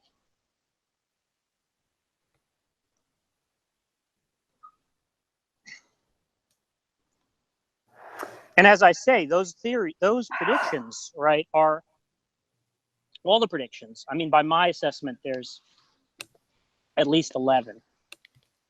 I think that all those predictions are empirically verifiable, and I can provide people with access to the empirical data that verifies those predictions. Such as? What are some examples of the data? Yeah. Well, I'd have to give you links to books and papers and, government sources and so forth. Okay. Okay. Another question. How can a tiny subset of goods being explained predict entire economies? The reason for that is because Marx understands all value in the economy to be produced in the productive sectors, right? In the production of the restricted class of goods that Marx understands to be goods that have a value, right? And so that means that the remuneration to producers of other kinds of good, to people who work in the other industries, right? The most of the service sector, for example, right? That the source of all their profits comes from the productive sector, what Marx understands to be the productive sector, right? So it's because all value in the economy has its origin in production, and all profit has its origin in the surplus value produced in production, that it's possible for the labor theory of value to make predictions about the entire capitalist economy, not just about a restricted class of goods that Marx understands to be goods that are the product of value producing labor.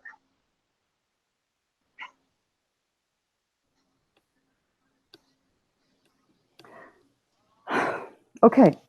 Another question. Can you explain the water diamond paradox using the LTV? Well, it doesn't really seem like there's anything to explain, because the water is cheap because it doesn't take a large quantity of average unskilled labor to produce water, right? It's easily accessible, whereas in order to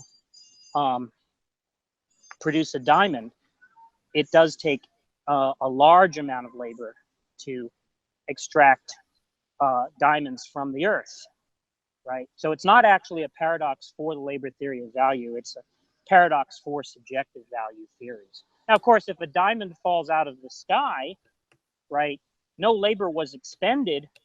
You know, if you go walk into your backyard and a diamond is fallen out of the sky, you can take that diamond to the market and sell it for a high price, even though you've expended no labor in producing diamonds, right?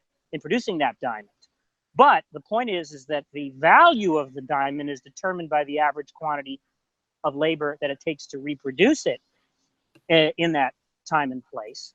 And for that reason, you can sell it for much more than the labor you expended in its bringing it to market, right? But now, if diamonds just fell out of the sky routinely, so that we wouldn't need to actually mine diamonds, we could just walk out into our backyards and expend very little labor in bringing them to market, the cost of diamonds would go down, all other things being equal.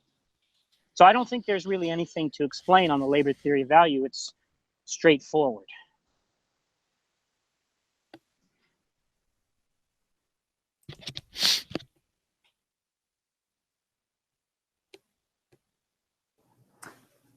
Well, we have one more question from the audience.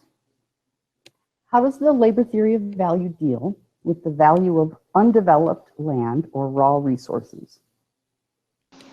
Right. So virgin land is not taken to be a commodity for Marx because it's not the product of labor. So it's an example of a good that has a price without having a value, just like a Rembrandt painting.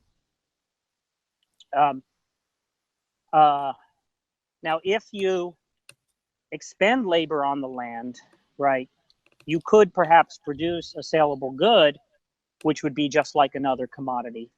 But it rarely works that way straightforwardly, because land is affected by variability in the thing is good land and bad land, highly productive land and land that is not productive. And so those differentials in the quality of land and the fact that free access to land, the access to land is restricted, result in a monopoly element to land pricing, even to non-virgin land. And that is what Marx understands to be the origin of rents.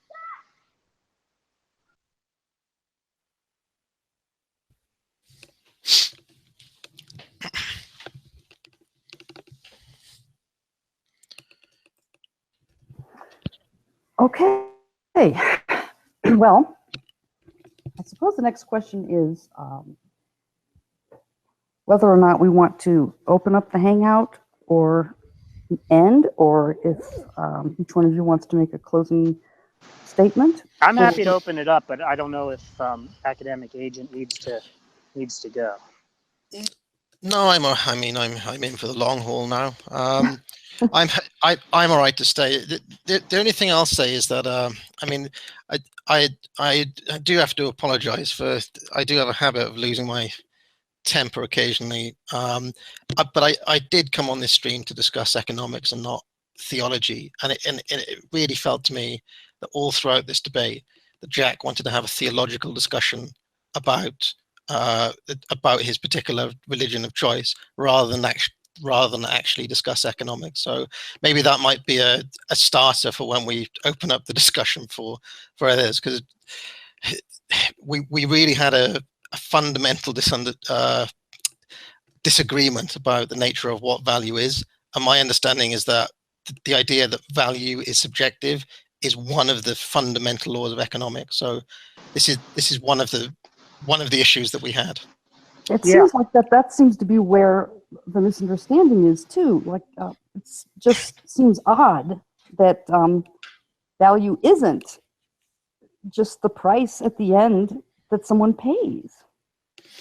But also, I mean, more importantly, it's subjective. It's not inherent or objective or some quality produced by some other thing. If you listen to, if you break it down to the most basic level, Marx and Jack are saying that products are basically kind of magically imbued with something once labor is applied to them, and this is the thing that determines value. But value isn't like that, and it never is like that. And it doesn't matter if money is involved, it is never like that. Value is always subjective. Ask a man if he thinks his wife is pretty, and then ask somebody else. So this is something that I think that we really have to deal with before we can deal with any other things, because one of the reasons why the whole debate was something of a car crash is because we just cannot agree on that simple point. And I want Jack to address whether he thinks what he's saying is that value is objective in some way, because I think that that's what he is saying. Well, I mean, for us to disagree, we'd have to be talking about the same thing, right? And see, so I don't actually think there's a disagreement there, because when you're talking about value, you're using it in some kind of everyday sense, right? Whereas for Marx, value was a term of art. It was a term that he used, perhaps misleadingly, to delineate a theoretical unobservable, right? So for us to disagree about it, we'd have to actually have in our sights the same target. And it just doesn't seem to me that you're talking about the same thing that I'm talking about when I talk about value. So I don't think there is any disagreement. There's just a misunderstanding that we're talking about two different things rather than one. Well, I guess the main point of disagreement is that I think that labor and labor time are basically irrelevant to value. Yeah, so, now that's a perfectly reasonable skepticism to have, right? But in order for that to be a justified claim, there'd have to be an argument to show that the theory was false, right? Otherwise, you just have to say, well, nobody has shown me a convincing argument that I ought to accept that, right? In which case, somebody would have to give you that argument, right? But if you want to say, I just don't think that's what value is, right? It's perfectly fine opinion to have, right? But if somebody says, what's the justification for that claim, then you'd have to give an argument. Helena, do you want to open it up at this point? Maybe Yes. Maybe I can go and get a cup of tea or something, and then I'll come back. Yes, absolutely. I'm trying to get these people broadcast. It's not working for some reason. You can't post links in the chat, as far as I'm aware. I think I can. All right. Well, I'll be back in a second. All right. I'll be back. Okay. So for some reason I can't get you guys to show up in the broadcast. Let me see if I can just take a risk and turn these functions off in Cameraman and see if that's going to help any.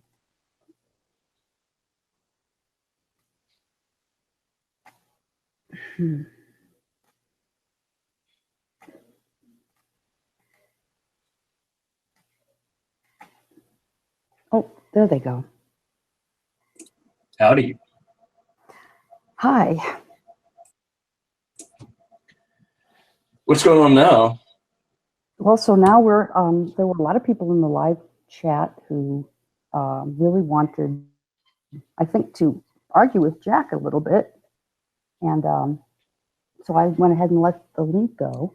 And I'm wondering if maybe Jack or the academic agent want to send some of their friends in or not. But right now we're kind of waiting for academic agent to come back. And so I guess if people want to ask any questions of Jack and about this labor theory of value, go right ahead. I'm going to post the link one more time for people. Alrighty. Well, I'll wait for Jack or the academic agent to get back, because it'd be a question I'd have for basically any economist. But it has to do with the possibility of there actually being a lack of currency in the society, whether that society would still be capable of functioning.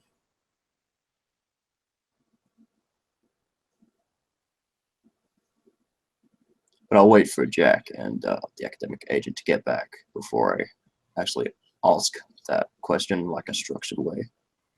Yeah, and maybe you could repeat it again, because I'm kind of answering PMs. I'm a little bit distracted. I just wanted to know what they would think about a society without a currency. Basically, for it just to be a raw exchange of purposeful value or functional value, in other words. Hey. Well, Marx didn't think there could be a capitalist economy without a money economy. So, in order to do that, you'd have to abolish capitalism. Sure. In order to get rid of money. The thing about it is, I'm actually asking if it's even possible for a society to function. I'm not really speaking on there being a bias towards capitalism or a bias towards the labor theory of value.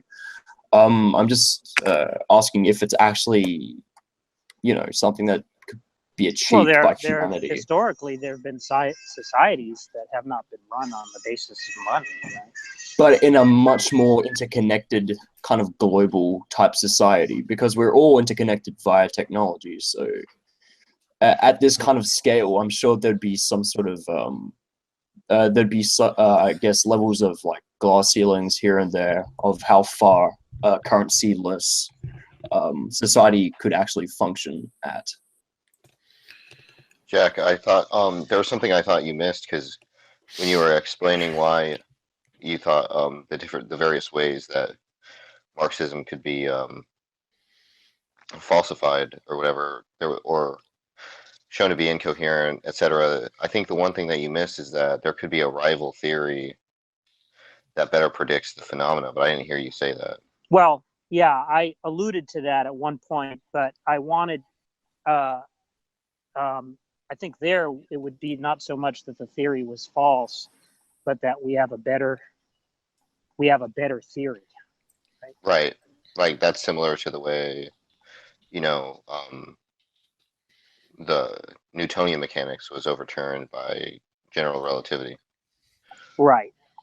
So I imagine that there probably are ways. Well, I guess I'm not sure. I guess I'd have to talk to a physicist about it.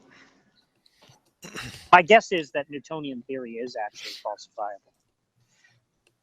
Well, I think that it's useful at a certain scale, right? The point is that with Newtonian mechanics, it's useful at a certain scale, but then once you go beyond that scale, right? Actually, So when you false.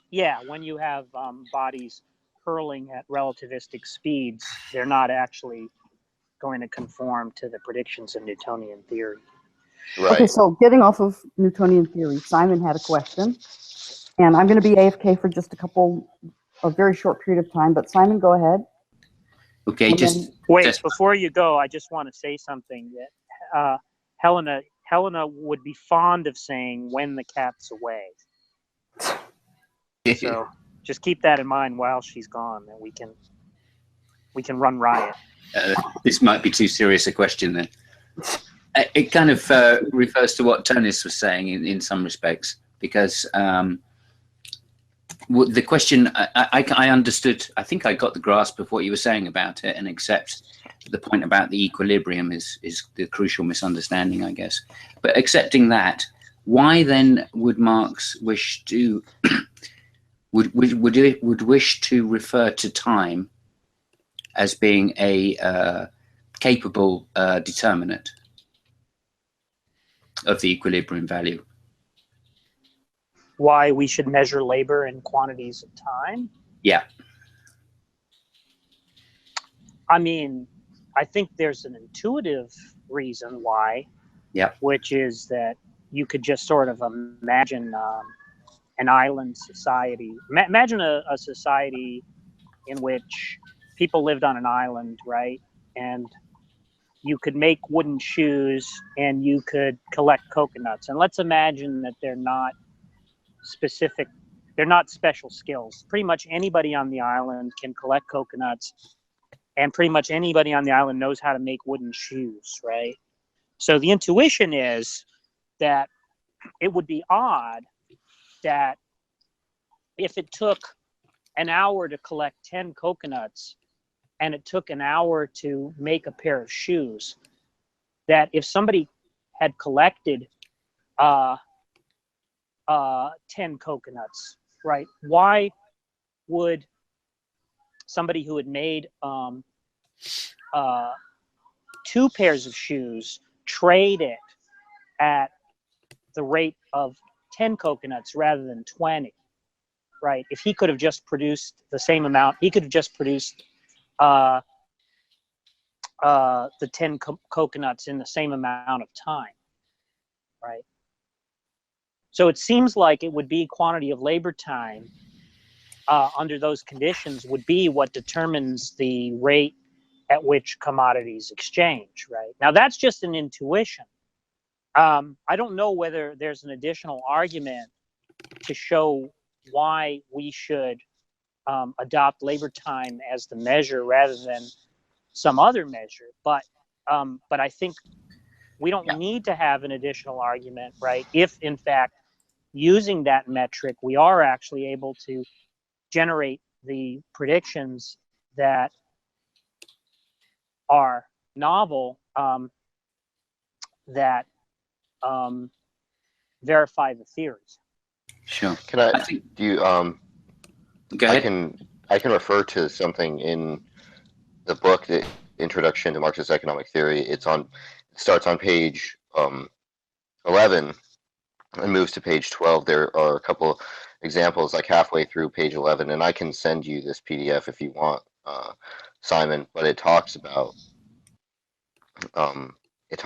how historically labor time has been recorded and has been used to catalog, has been used in the exchange of goods. If you want, I can read that paragraph. There's one paragraph if you'd like. I can read it for you.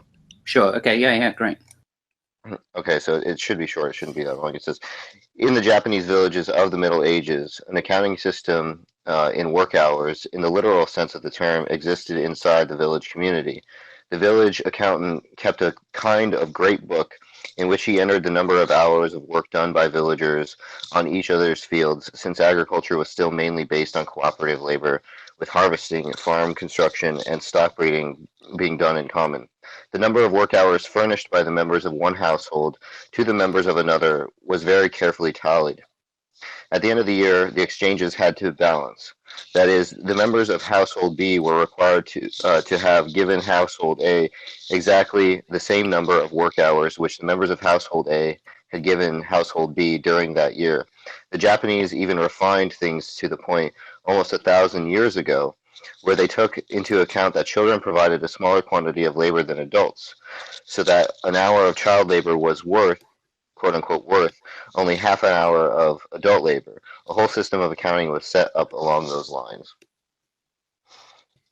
There are more examples in this PDF of that. If you, I mean, fantastic. That's great. It struck me that there was another reason, which was the totality of a single person's work being finite.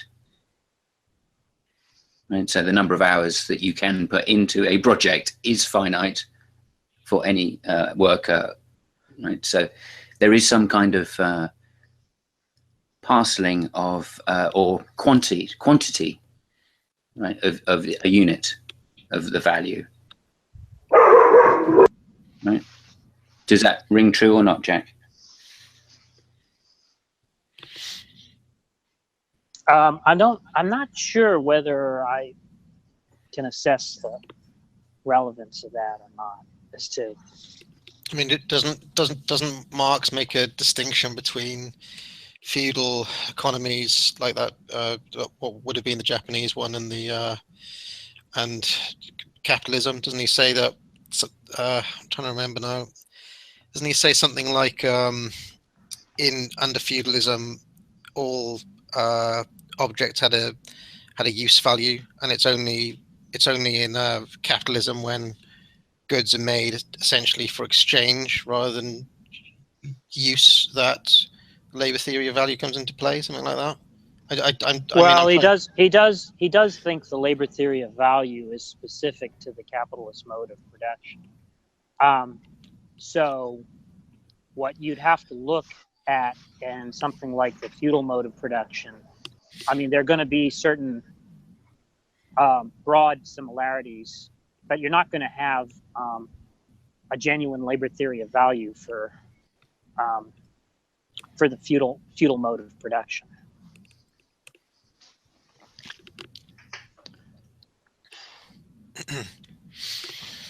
So I've got a question. He basically thinks that feudalism operated according to different laws than the laws that govern capitalist economies.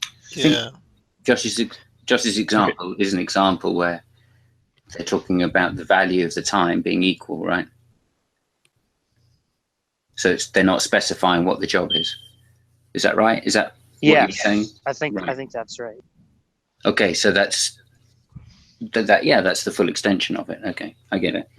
So because this is another way in which I guess, because even though I didn't make it explicit, I guess I was generally arguing from a Austrian perspective in most of the debates, and I think one of the big differences between the Austrian school and Marxism is that we think that the laws of economics basically don't change.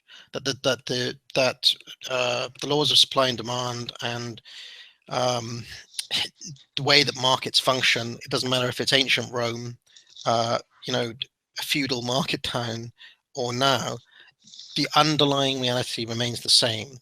The only things that change are the political structures, the political power, and the extent to which it allows markets to function. And I'm guessing, like, are all the people in this chat at the moment various different stripes of socialist or Marxist? No, I'm Austrian as well. Sort of. One thing I thought it might be fun to do is that over on Mises, somebody actually wrote down what they thought the 10 fundamental laws of economics were, and I thought it might be fun to go through them and to see which ones you object to. I'll note that the labor theory of value is not one of them, but it could actually help us. It could actually help pinpoint exactly where we disagree. Well, I've got a question before we can do that. That Sure. kind of, it's like a theoretical question. I didn't want to get left behind on it before. You go ahead and ask the question, and then we'll go through the items that. Okay. Yeah. Yeah. So, as far as the way my understanding of the theory is, there's this concept of socially necessary labor time.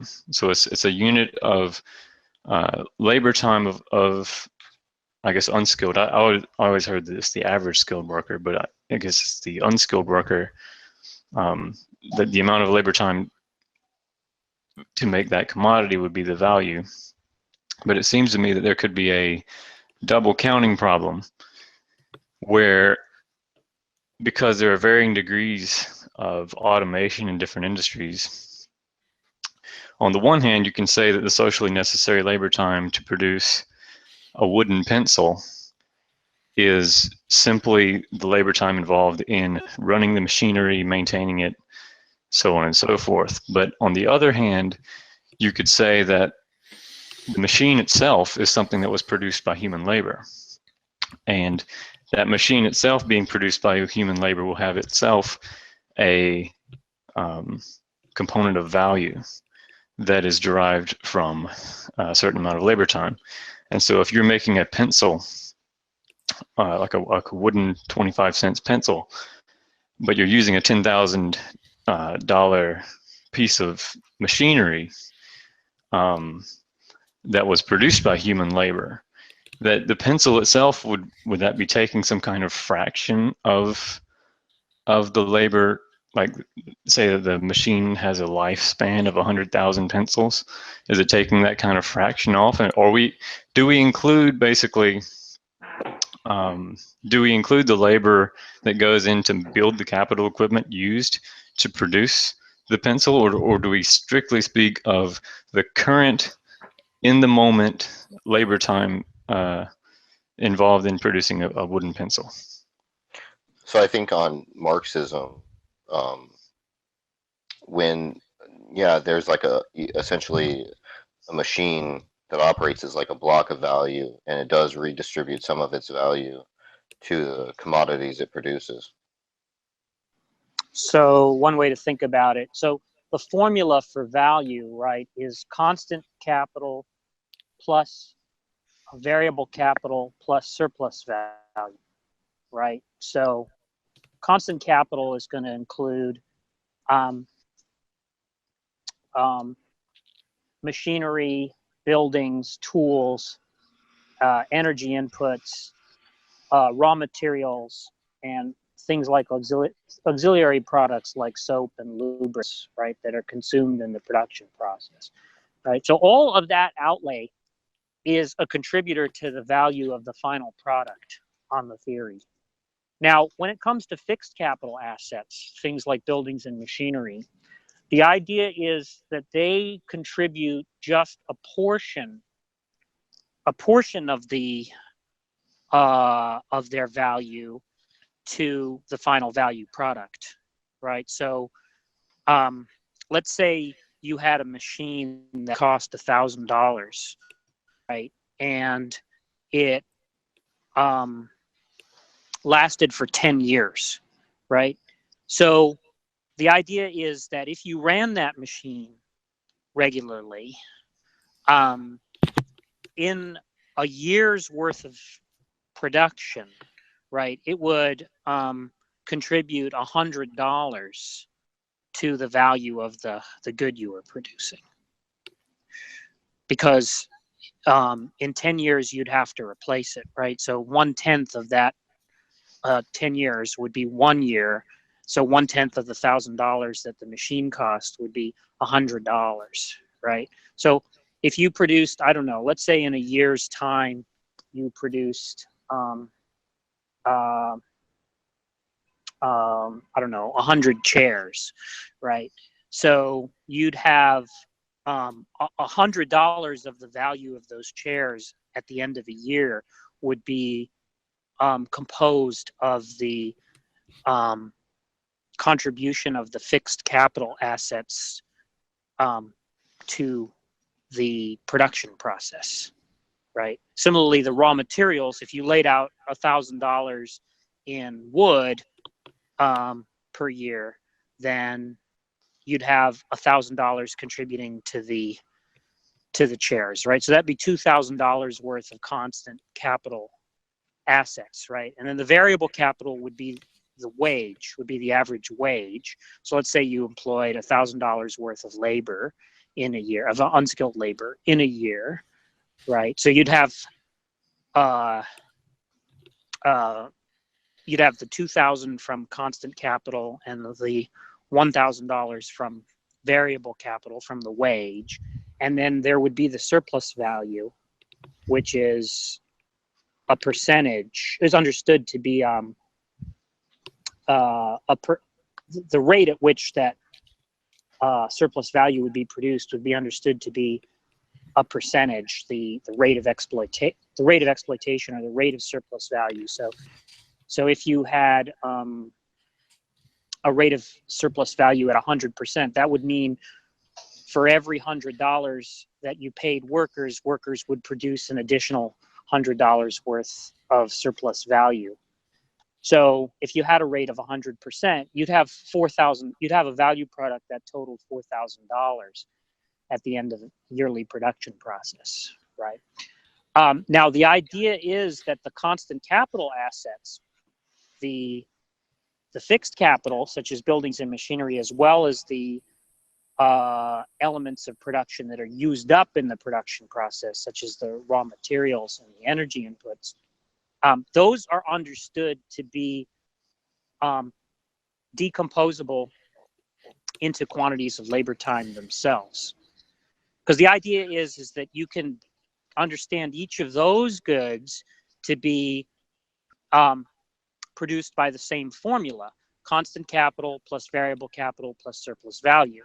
And so each time you have a constant capital component, you have to keep decomposing into constant capital, variable capital, and surplus value until all the constant capital is understood to be valued entirely in terms of quantities of variable capital and surplus value, which are products of, which is the value that's produced by labor.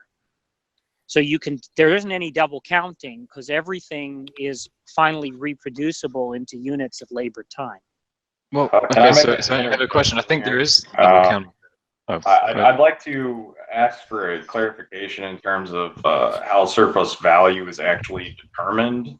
So you take the amount of money that is being produced, or the amount of money that is made from the value of the labor after the wage is paid. So let's say you have a worker who's paid $100, like in your example, and he makes $200 off of that day. So there's a $100 worth of gross surplus value, if you will.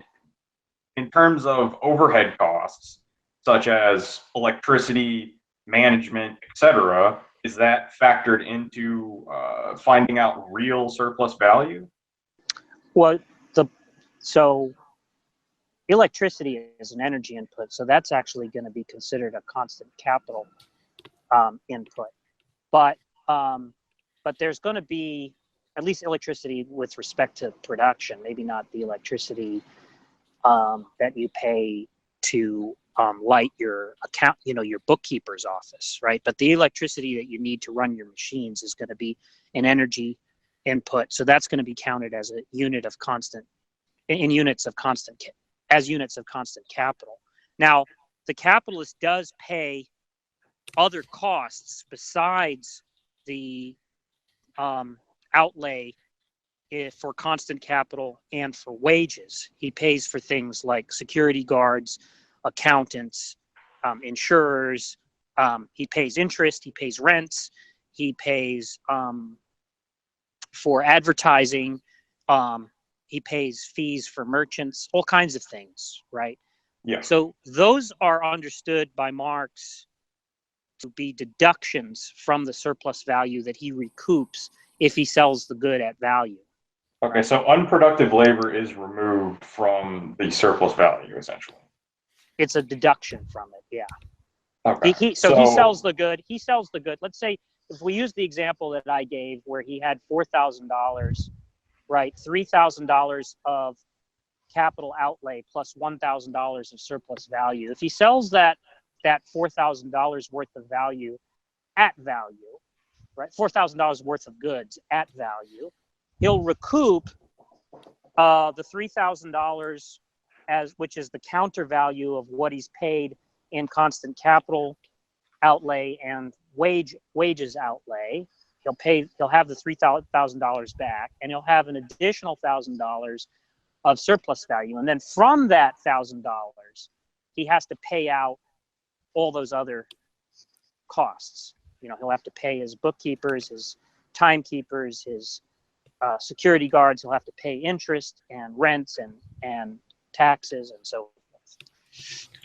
Okay, and whatever's left over out of that is understood to be what Marx calls profit of enterprise. Okay, so if we can go back to the double counting issue, the problem that I'm having is that, like, say we have this this consumer good sitting on the shelf, and we go back in all the stages of production and all the capital equipment that was required for the machinery to produce that good. When you go all the way down to the materials, you always end up with this labor cost at the bottom of someone mining something. But if the miner is using machinery as well, then it goes back to an entirely different cycle, to where you're looking at the machine that he's driving, or using to extract material from the mine, which is produced by someone by other producers, capital goods industry producers, who themselves use machinery, which is also comprised of raw materials and is also constructed using human labor. And when you go through the cycle, you find that you never actually get to the bottom of where this. Well, no, that's not exactly right. So you you have so we'll use the initial C, V, and S, right, for constant capital, variable capital, and surplus value, right? So let's say you are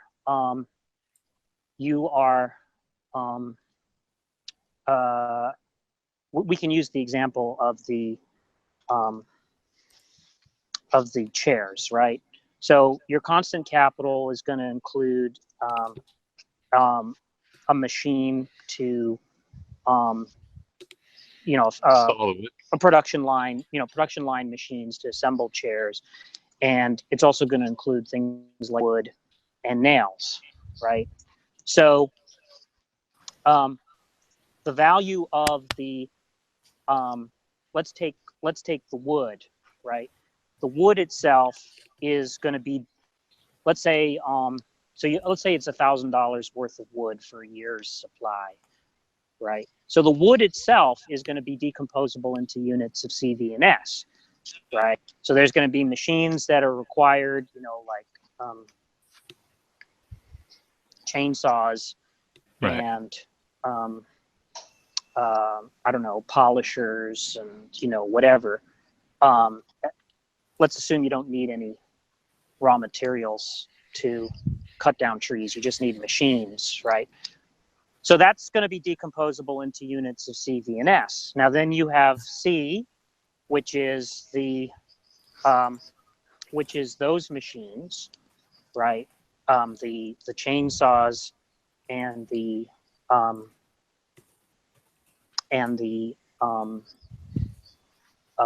wood polishers or whatever, right? And so again, you decompose all of those into units of C, V, and S, right?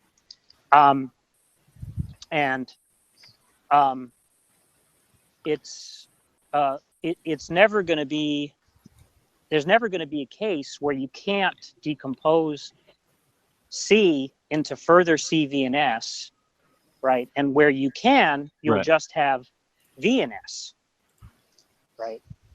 Sooner or later, it has to bottom out. Well, okay, wouldn't it be like an asymptote that never reaches the point though? Because if at the bottom of it you have multiple different complex industries that have machinery involved with it, once you break down one stage of production all the way to the mining stage, which is involving itself machinery, you've broken all the C, V, and S stages all through that stage. There's still yet, like even at the mining stage, I don't think you would ever reach the bottom. Well, every machine that's ever been produced without another machine, right, was produced merely by natural wealth, raw materials that you could extract without machines, and labor, right? So that's for every machine that is assembled by other machines, right, at some point in its history is traceable back to a machine, a machine that was produced merely by human labor and raw materials without other machines. Right. So it has to bottom out. It has to bottom out in machines like that. I don't think I'm speaking strictly in terms of the life history of the good, in terms of going back in time. Instead, I think I'm talking about almost like a circular way of analyzing this, that one industry would end up feeding back in on itself. Like say you had an industry that's producing tires, but it's using is producing tires for other machinery to be used, and all the machinery that was used in the production of these tires was manufactured, and it has a stage of production that uses vehicles, which itself uses tires. Like to me, I think that you could have a static system where you've got one industry as a component to itself, right? Yeah, but Maybe the point is that every time you get a C, right, it's going to be decomposable into either V plus S or C plus V plus S, right? And so you just keep decomposing C until you get V plus S. That's the only thing you get left. Can I ask why is it necessary to do this? Why can't the price points or the production costs be the measure of these things? Why do you have to come up with a C? It's just so that the theory can be consistent. Okay, all right. The theory is saying, right, that all value is composed of quantities of labor time, right? That the magnitude of value is determined by quantity of labor time. So constant capital has a value, right? So therefore it has to be understood in terms of quantities of labor time. Otherwise its value would go unexplained. But that would have at its root, everything has to come down to unskilled labor, like at the bottom of, yes, of every production or stage. something. Well, that doesn't have to come down to unskilled labor. It has to be measurable in units of unskilled labor. Because you could have skilled laborers, right, somewhere in the production process. That's not decomposable into unskilled labors in any manifest sense, right? But we can understand that a skilled laborer in our value accounting is to be understood as measurable in units of unskilled labor multiplied by a coefficient, which is, you know, what makes unskilled labor, what makes skilled labor produce a greater quantity of value in the same amount of time. Can I just, I mean, is it possible that there's this massive emphasis on unskilled labor because in 1860 the economy was primarily based on manufacturing, with a very clear capitalist class and a very clear working class in London at that time?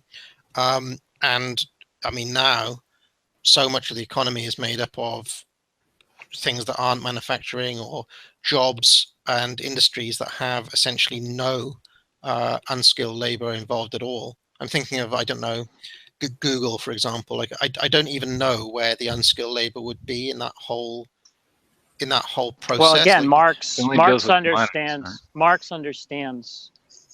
He just understands units of unskilled labor time as a unit of accounting, right? Right. So you don't have to have any unskilled labor at all anywhere in your production process, right? In theory, right? You could have all skilled labor, but we would still measure it in the labor theory of value according to units of unskilled labor. So how can I figure out that I don't know, a blade stack in a server somewhere, you know, in a Google server in Arizona? Like, what's the point of breaking that down into units of unskilled labor time, and how do we even come by that calculation? Like, how can we even work that out? Well, I'm not sure that there would be a way that you could you could come up with that calculation, right? It's just the theory is just postulating, right, that there is some theoretical way of understanding the quantity of value produced as explicable in terms of those units, right? But do you see how in the way that I was explaining it, where essentially price is a reflection of value as defined by what people want, that we have there's no such calculation. It's just very easy to figure out, well, this is worth this much to me because I'm willing to pay. But you're not this offering much. a theory of equilibrium prices there. But like essentially, do any of the rest of you guys here understand why it's necessary to come up with that theory? Well, as I understand it, is that Marx literally does not use any currency or anything that could be called currency in order to measure what value is. So he needs to have something that he can use as a yardstick. And what he uses is the socially necessary abstract labor time, or essentially unskilled labor, as the lowest common denominator.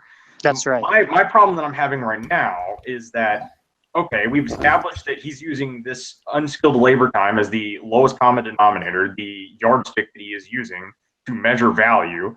Okay, well, let's take the example. Let's say we were talking about Google. First of all, unskilled labor in terms of Google probably doesn't even exist, or maybe it did at some point. Well, really Google doesn't actually. I don't think Google produces products. Well, I guess maybe like a Google phone, maybe, but like if you're talking about things like a service still requires labor, correct? Yeah, but like, that's not understood to be something that's that the labor theory of value is attempting to theorize, right? They don't theorize things like computing services. Okay, let's take a more conventional service then. Like, how would you measure the value of a massage, for example? But I don't think Marx would understand a massage to be a product of value. Do you not see why this is a problem, Jack? That Marx can't explain vast areas of our economy, and I mean, I guess the why point I was trying would to it make, be? Why would it be a problem, right? Because the theory of gravity doesn't explain genetics, right? So it's not attempting to. Well, the theory of gravity is very specific towards one phenomenon. The theory of value is supposed to explain all value. No, it isn't. It isn't. That's not what the theory of value is. It's explaining specifically manufacturing processes in 1860, as far as I can work out. The problem is that it's narrow. It's not attempting to be a theory of 1860 or anything like that. It's attempting to be a theory of what Marx understands commodities to be in any capitalist economy. But it can't. So it's not specific to the 1860s. But it can't figure out Google Analytics as a product. It can't figure out a massage as a product. It doesn't. Can't figure out. It isn't attempting to provide a theory of those types of objects. The problem seems to be that it's not just that the theory is narrow. It's that the theory has broad, sweeping implications for the macro economy, while only taking into account I explained why that was possible, right? Which is that Marx understands all value to have its source in the productive sector. Right, which is what I said earlier, and you said that you wouldn't have to even have a single unskilled laborer at any stage of your production. Well, you could have skilled laborers. It would simply be an abstract. You could have skilled laborers, but the point is they'd still be engaging in value-producing labor, and it would be the value produced in those sectors that is the source of all the value in the economy, right? So Marx's idea is that Google and these other service industries, most service industries, right, don't actually produce value.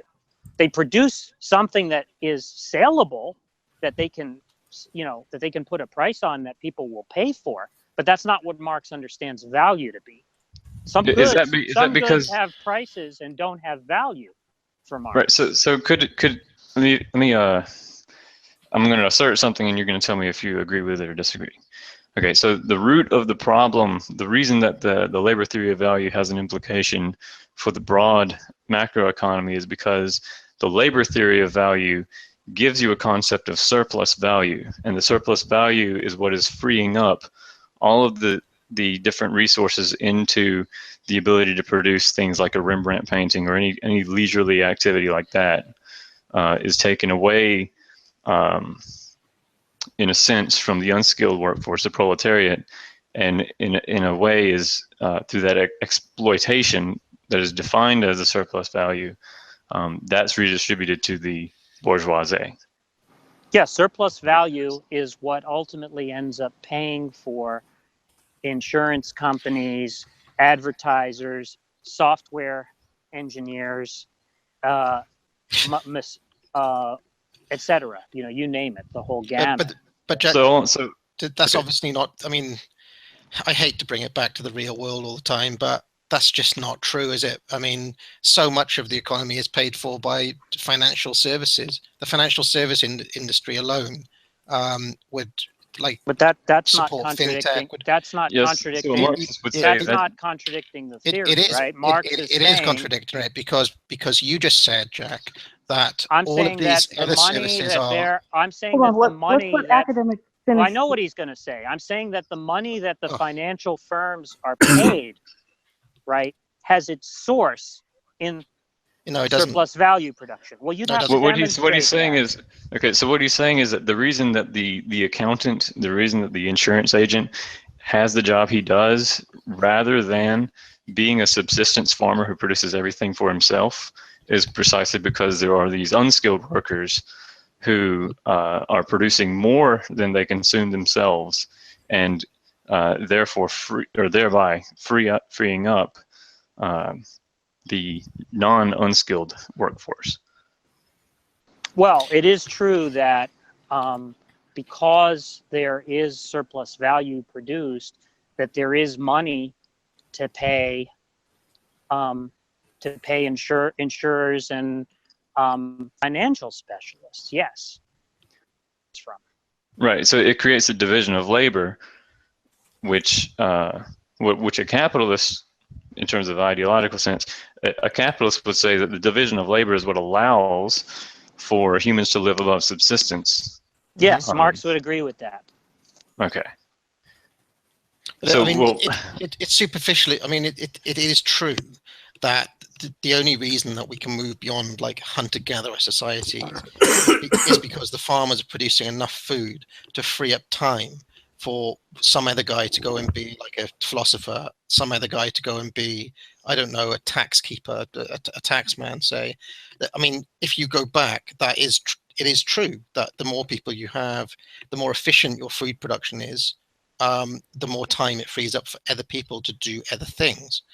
But it is not true that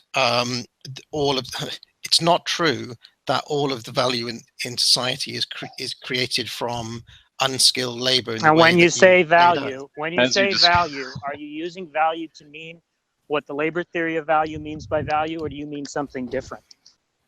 This is 100% where I want to interject here. Okay, go on, Frank. When we talk about value, we have to have a definition of value itself before we can even talk about what's in the labor theory of value. Well, I thought we discussed that. Well, yeah, and this was half the reason why I didn't really want to come into this, discussion. But someone kept badgering me in the chat about it. But you have to revisit this idea that what exactly is the definition of value before we can start talking about, well, what does the labor theory of value say what value is? It's a theoretical, unobservable that's postulated to explain equilibrium prices. And the theory. Hang on. You can't talk about prices either. Like we can't talk about prices until we understand what value is. You're kind of conflating the two ideas here. It's close.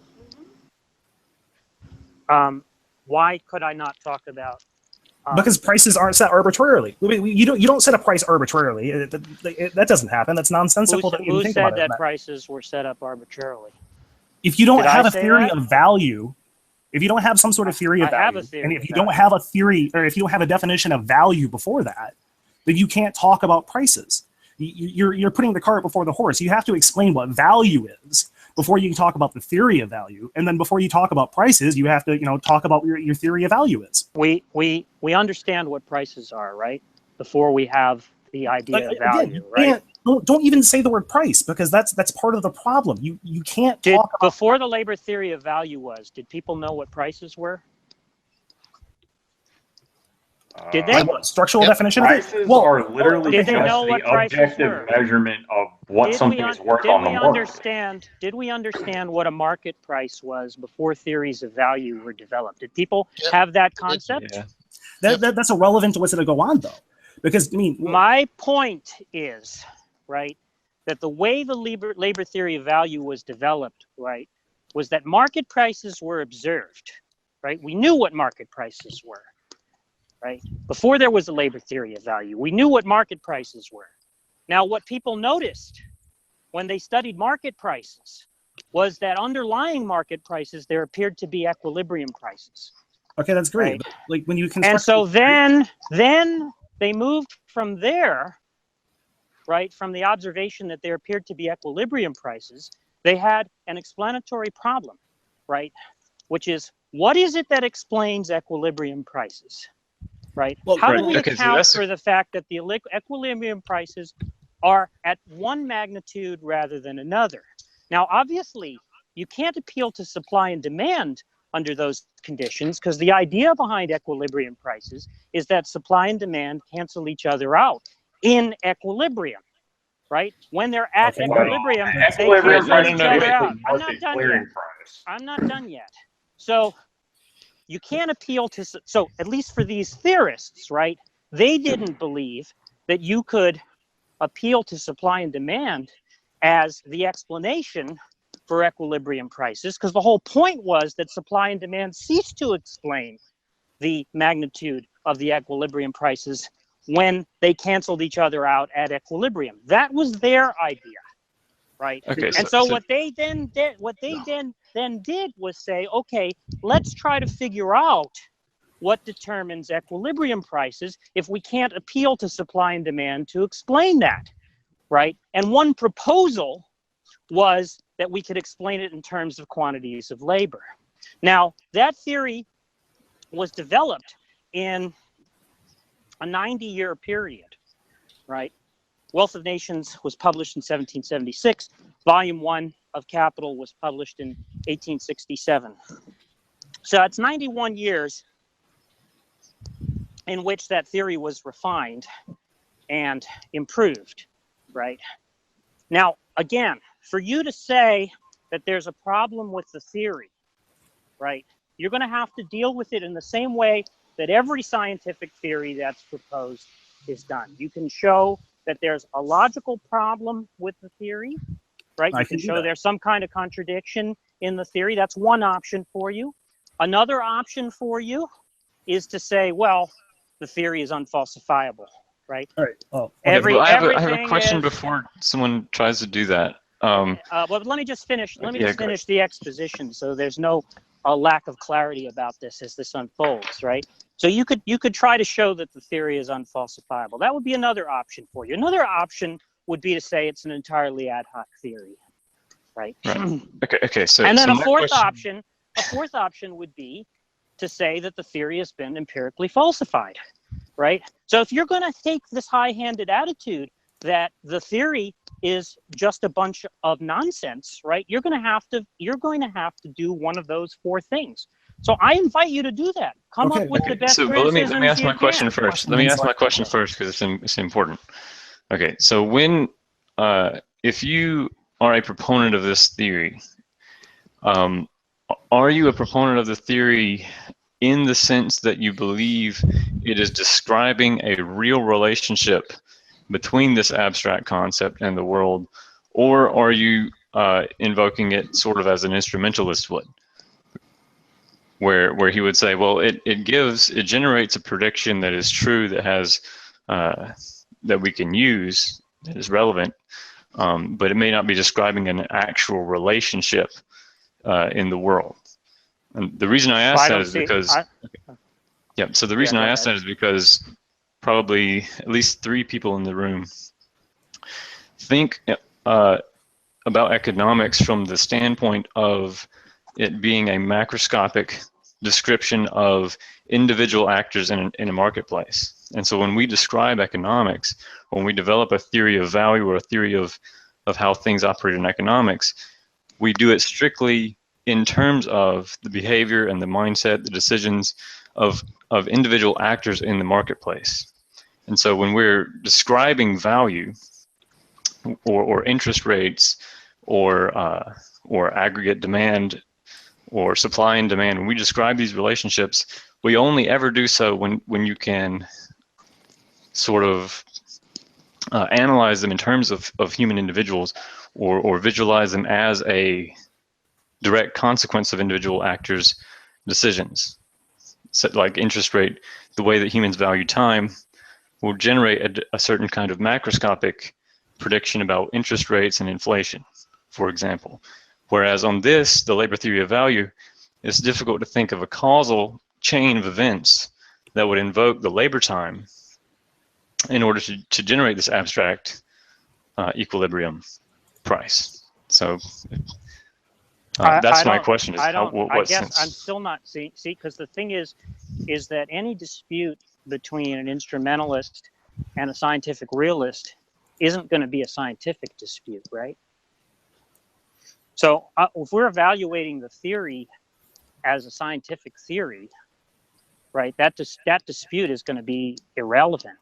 And in fact, I don't see why any scientific theory couldn't be equally held by an instrumentalist or a realist, right? If both instrumentalism, let's assume for the sake of argument that both instrumentalism and realism are logically coherent positions to have in the philosophy of science, right? I don't see why any scientific theory, right, would be affected by taking a position, one position or another with respect to that dispute, which I take to be a metaphysical dispute. Well, right? the reason I think that it at least matters in terms of, it matters that it's clarified for the sake of discussion, is because it's unclear whether or not we are taking this value no, the point is as a true description of how things operate in the marketplace. The point is, right, that for any scientific theory, right, we're going to adduce the same criteria to criticize it, which is the criteria that I adduced, right? Things like criticizing its logical coherence, its falsifiability, its degree of ad hocness, or its degree of empirical disconfirmation. I disagree because when you criticize a theory in terms of its usefulness, like Newtonian mechanics, that's one thing. But criticizing a theory in terms of it describing something in the real world is an entirely different issue. So I think probably most people are hearing the labor theory of value and thinking that it's a description of real events in time, as opposed to a kind of measure that we could use. Would you be able to criticize it using other criteria than the ones that I've adduced? It depends on whether or not you're criticizing. Agent talk here, since he's. Oh yeah, I'm sorry. Yeah. Well, I mean, okay. I guess what I've been trying to drive at is that I do think it is a completely ad hoc theory that could only have been come up in it. Great. So you'd have to show how the predictions Jack, that the theory. Okay, so Jack, you've talked a lot. Let me talk for some time now. Okay. My contention is that Marx came up with this stuff in the mid-19th century at a time when manufacturing was the thing that was driving the UK economy. If you look at the UK in 2017, 80% of the economy is services based. And you said in our conversation just now that Marx basically, like the labor theory of value, doesn't account for services, which is 80% of the economy. Financial services alone which is just under like 7-8%, contributed 124.2 billion pounds last year to the UK economy. Okay, loads of jobs, loads of money in the system is there purely as a result of financial services. Okay, that's without getting into tech services, people like Google, all of these things that you basically said the theory doesn't account for or can't describe, or Marx wasn't interested in those things. I mean, I would posit that the reason that Marx can't handle or account for those things is because he was writing in 1860. I would also posit that the reason that Marxists today are virtually obsessed with manufacturing is because of the exact same reason. It can only describe that one small bit. I would also posit that it means nothing, since there is so little unskilled labor in all of these industries that I'm talking about, the tech industry, financial services, that it really has so little to do with the reality of how the economy works in a country like the UK today, that we can just throw it out. It has no use. And that is why economists generally, as I started the conversation how many hours ago, don't use it, because it doesn't tell us anything about how things work. It's falsifiable by the fact that none of the things that he said came true, and they're not true, are they? So these are more assertions, right? You've now made several claims. You've made the claim that it's ad hoc. I didn't see an argument there that it was ad hoc. I didn't even see any understanding as to what it means to say that a theory is ad hoc. So maybe you can explain that to me. You're also making the claim that it's been falsified. So what I'm asking you to do, if you're saying that it's been falsified, is to cite a specific prediction that the theory makes, show me how the theory makes that prediction, right? Okay. And then show me the empirical evidence that the theory has been falsified. Okay, right? well, so you haven't done any of those things. I did the prediction. Okay, so let's start. You're now claiming. Right. So we're gonna leave aside the ad hoc issue. We're gonna talk about falsification. No, well, I think which issue is it? All right, let me ask you a different question. If Marx had been living in 2017 rather than 1860, would he have come up with a labor theory of value? How is that a criticism of the theory? My answer to that question. I'm saying that his theory is a product of his time and his place. Great. Which is a very Marxist idea. If it's merely a product of its time and its place, right? It's presumably not empirically adequate to describe what it purports to describe empirically, right? Which would mean to say that its predictions are empirically falsified. So which prediction of it is empirically falsified? Well, okay, have the prices of all of the different products in manufacturing continue to go through the floor since 1860 to now. What do you mean by go through the floor? Well, you said that. I mean, as I understand it, the idea of this labor theory of value is that because the trend of price, because profits will trend downwards, eventually capitalism will collapse. Has that been happening, Jack? Has the rate of profit declined as a secular trend? In manufacturing? Yeah, there has been a decline in the rate of profit as a secular trend, but that isn't actually the claim that I made, right? I made the claim that there is a decline in the rate of profit in long wave periods of expansion, which is a different claim from the claim that the rate of profit has declined as a secular trend. Can you elaborate on that? The idea is that in the course of the business cycle, right, that there will have to be a decline in the rate of profit. That's a different claim from the idea that what happens in the general business cycles, like for all manufacturing, period? Yeah.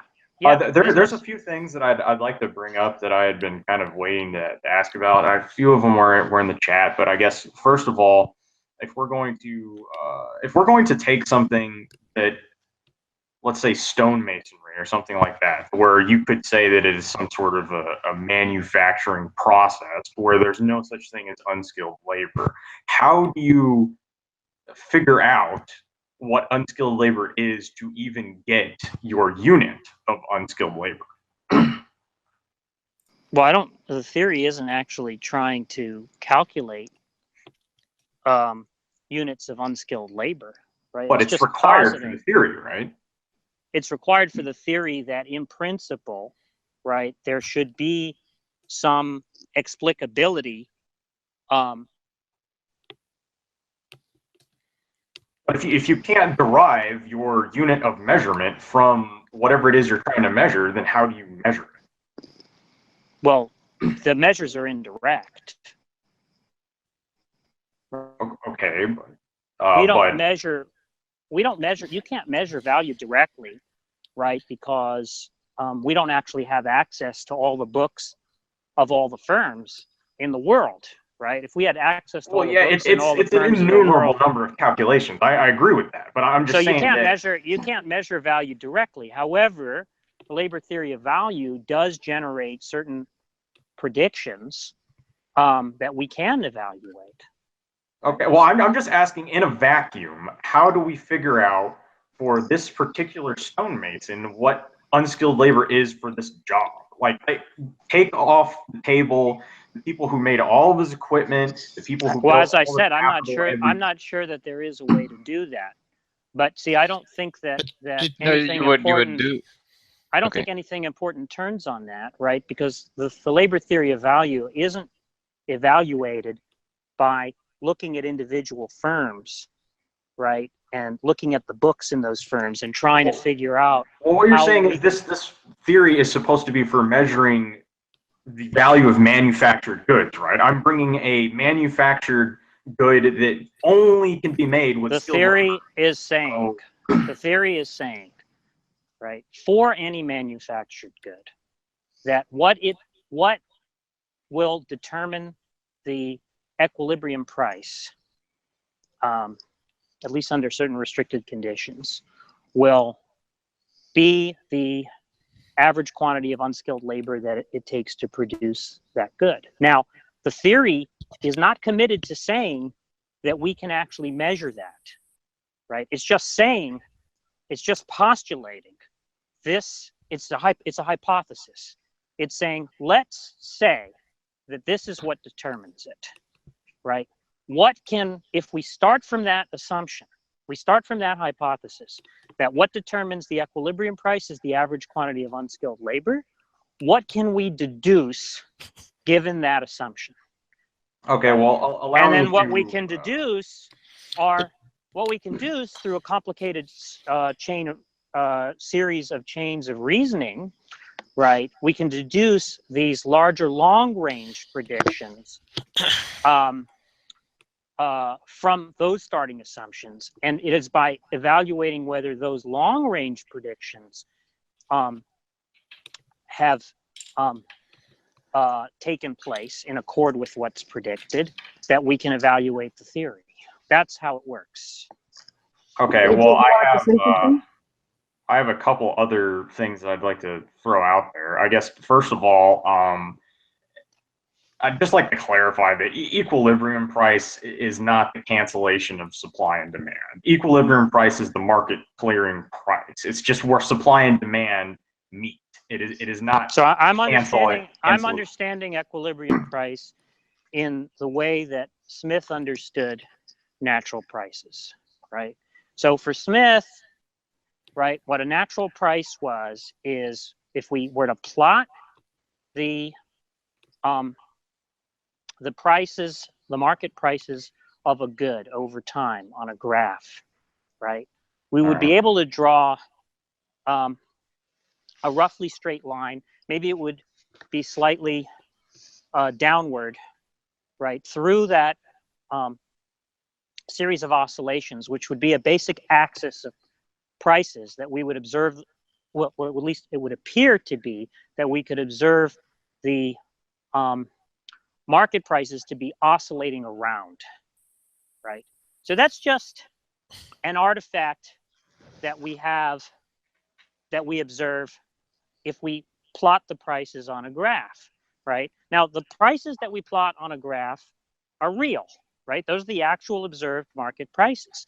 And so the fact that we can draw this line through it, right, is a question for theoretical science, right? Its question is, what explains why the line is there rather than elsewhere on the graph? Well, right? that That's assumes the question. that the price That's the question. That's the question that Smith was trying to answer, right? And that's the same question that Ricardo was trying to answer and that Marx was trying to answer. Now, not everybody is interested in that question, right? Some people think it's an uninteresting question. That's perfectly fine. Marx thought it was an interesting question, and he thought if I tried to explain it with this hypothesis, right, can I get something interesting, right? And I'm saying that I think that if you get the types of predictions that he's able to generate with his hypothesis, that's going to be of interest to most people.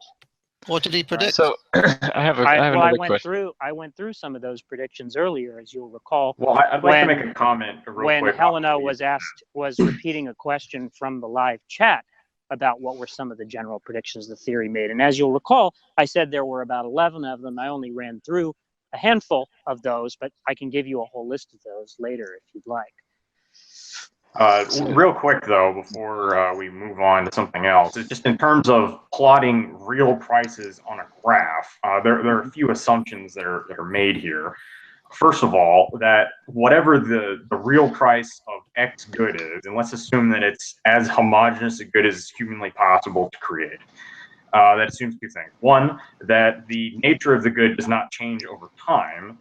And two, that the price was selected and sold at fairly close to correctly over time. Now, obviously, if you sell something either grossly overpriced and you end up with a massive surplus, or grossly underpriced and you end up with massive shortages. Supply and demand. Supply and demand is precisely what is being presupposed in market prices, that there are going to be those differences in supply and demand. So that's not going to be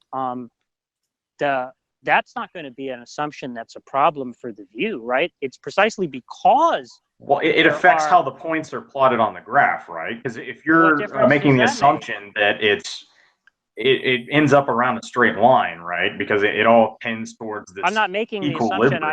I'm saying that's what economists observed, and that's what they were interested in explaining. The straight line is just the easiest way to show supply and demand. It's not necessarily what it looks like in real life. That's fine. The point is that the fact that we're able to draw that line and it's in one place rather than another place, right, is a question that those theorists were seeking to explain. They were trying to figure out, why is the line there rather than higher or lower on the graph, right?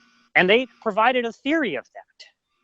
Now, again, if you want to say there's a problem with the theory, then you have to go about criticizing the theory the way that all other scientific theories are criticized.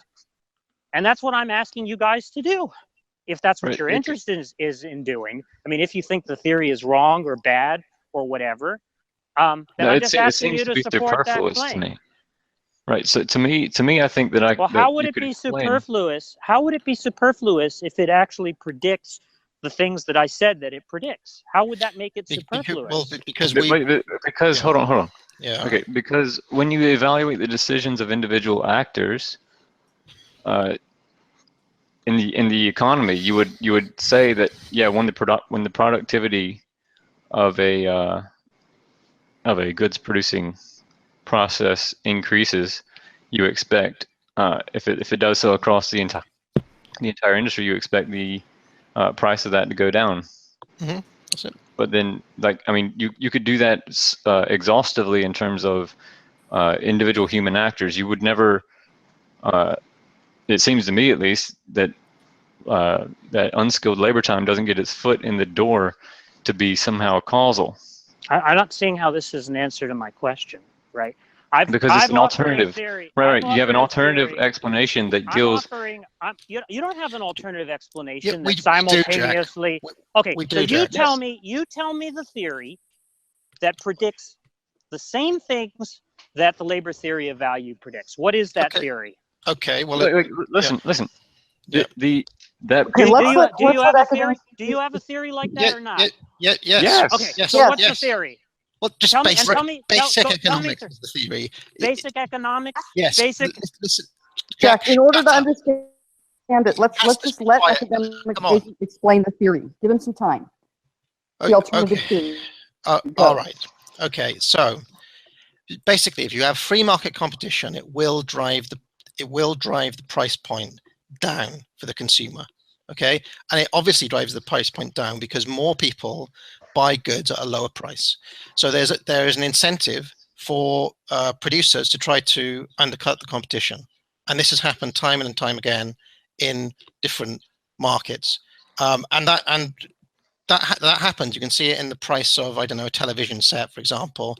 They were a lot more when they first came out, and then over time they steadily went down as the cost of production went down, and competition increased and demand increased and all the rest of it. And these are the things that drove it down. We don't need the labor theory of value to explain. So let's look closely at what you're saying, right? So you're claiming that there is a subjective value theory that predicts what the labor theory of value predicts, right? Is that right? Well, to an extent. It's a yes or no question. Over the life cycle of a given Look, is commodity. your criticism that you have a theory that does the same thing that the labor theory of value does, and therefore the labor theory of value is unnecessary? Because for you to do that, for you to have that, it would have to make the same predictions that the labor theory of value makes, right? Now, do you know what the predictions are that the labor theory of value makes? Because if you don't know what they are, you wouldn't be in a position to say that you have a theory that makes the same predictions as the labor theory of value, would you? Right? The prediction that you talked about with the falling prices. Do you know what the predictions? For fuck's sake, shut up! You're so annoying. Do you know what the predictions? For fuck's sake, shut up! Do you know what the predictions are that the labor theory of value makes? It's a simple question. I didn't ask you about one prediction, right? I asked you if you had a theory. I asked you if you had a theory I asked you if you had a theory that predicted all the things that the labor theory of value predicts. Now, do you or don't you? Okay, Jack, let's not get too excited. I'd like to hear what Agent and Aaron have to say. We would agree on the point, okay, that given a certain product, let's say television sets, that the price point is going to come down over time as market competition increases. It also probably reaches a point where they start leveling out. Like if you look at TV sets from 1960, say, to 1985, that would be coming down quite a lot. If you keep on following it, there reaches a point where, I don't know, let's say television sets from 2000 to 2016, that it kind of levels out. It reaches a point where it doesn't drop as dramatic. Like, I don't know, new things come onto the market or new innovations push the price back up. But generally, we have a theory that explains for falling prices. What we don't agree with, obviously, is that this leads to the inevitable end of capitalism or anything like that, which is the ultimate endpoint of Marx. Obviously, we reject that point. All right, so let's clarify, because I'm not getting it. So maybe Helena, since you're preventing me from interrupting, maybe you can explain it to me. I thought that the claim was, Helena, that the labor theory of value was superfluous, right? And I took that to mean that we don't need the labor theory of value to explain all the phenomena that the labor theory of value explains. We have another theory that explains all those same things, right? Now, when I say that the labor theory of value explains things, right, what I'm saying is that it predicts certain long-range trends, right? It offers a theoretical explanation for a certain set of long-range trends, right? Now, it doesn't seem to me that somebody would be in a position to say that the theory is superfluous if they didn't know what the theory predicted, right? But of course, that seems to be the claim that's being made. And so I'm asking people to explain to me, Jack, right, excuse me, I'm not done. I'm asking people to explain to me, Helena, right? I'm asking people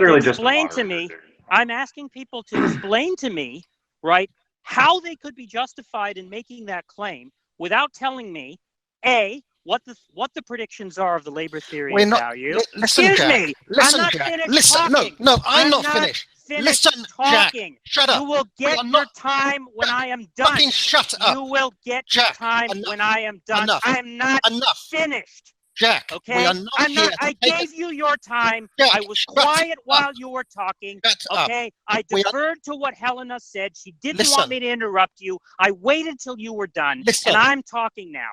Listen, Okay? Shut the fuck up, asshole. I'm talking now. It's okay? important. It's important You that I will make this get point. your time to respond. Right. Okay? Shut Fucking up. talk for another Shut 10 the minutes. fuck up. You will get your time to respond. Okay? What now, a twat. Now, I am waiting, Helena, right, to hear. I'm Fucking waiting for them whacker. to support their claim, right? They're making the claim the theory is superfluous. So for that to be a justified claim, they'd have to know what the theory is. twat. They'd have to know what the theory predicts, right? And then they'd have to be able to provide the theory, the alternative theory that predicts the same things, and show me how that theory predicts those same things, right? Now, have I gotten an answer to that question, Helena? Okay, first of all, again, she's just a moderator. Quit bitching at her. Okay, No, second I'm of not all, bitching at her. I'm not bitching at her. I'm asking her a question, Can right? I make my point now, please? Go ahead. My point is here, Jack. We are not here, okay? We are not here to be tested like you as a fucking schoolmaster testing us on the finer points of Marxist theory. We are here to talk about the underlying reality and which of us can explain that reality better, okay? I don't care. I literally couldn't give a shit, okay, about what it predicts and what it doesn't predict. You asked us, okay, how do we account for the falling prices? We told you. You went then back. That wasn't my question. That wasn't my question. That wasn't my question. What was my question? What was my question to you? Jack, and then I said, it also predicts the end of capitalism, and we don't think that. Okay.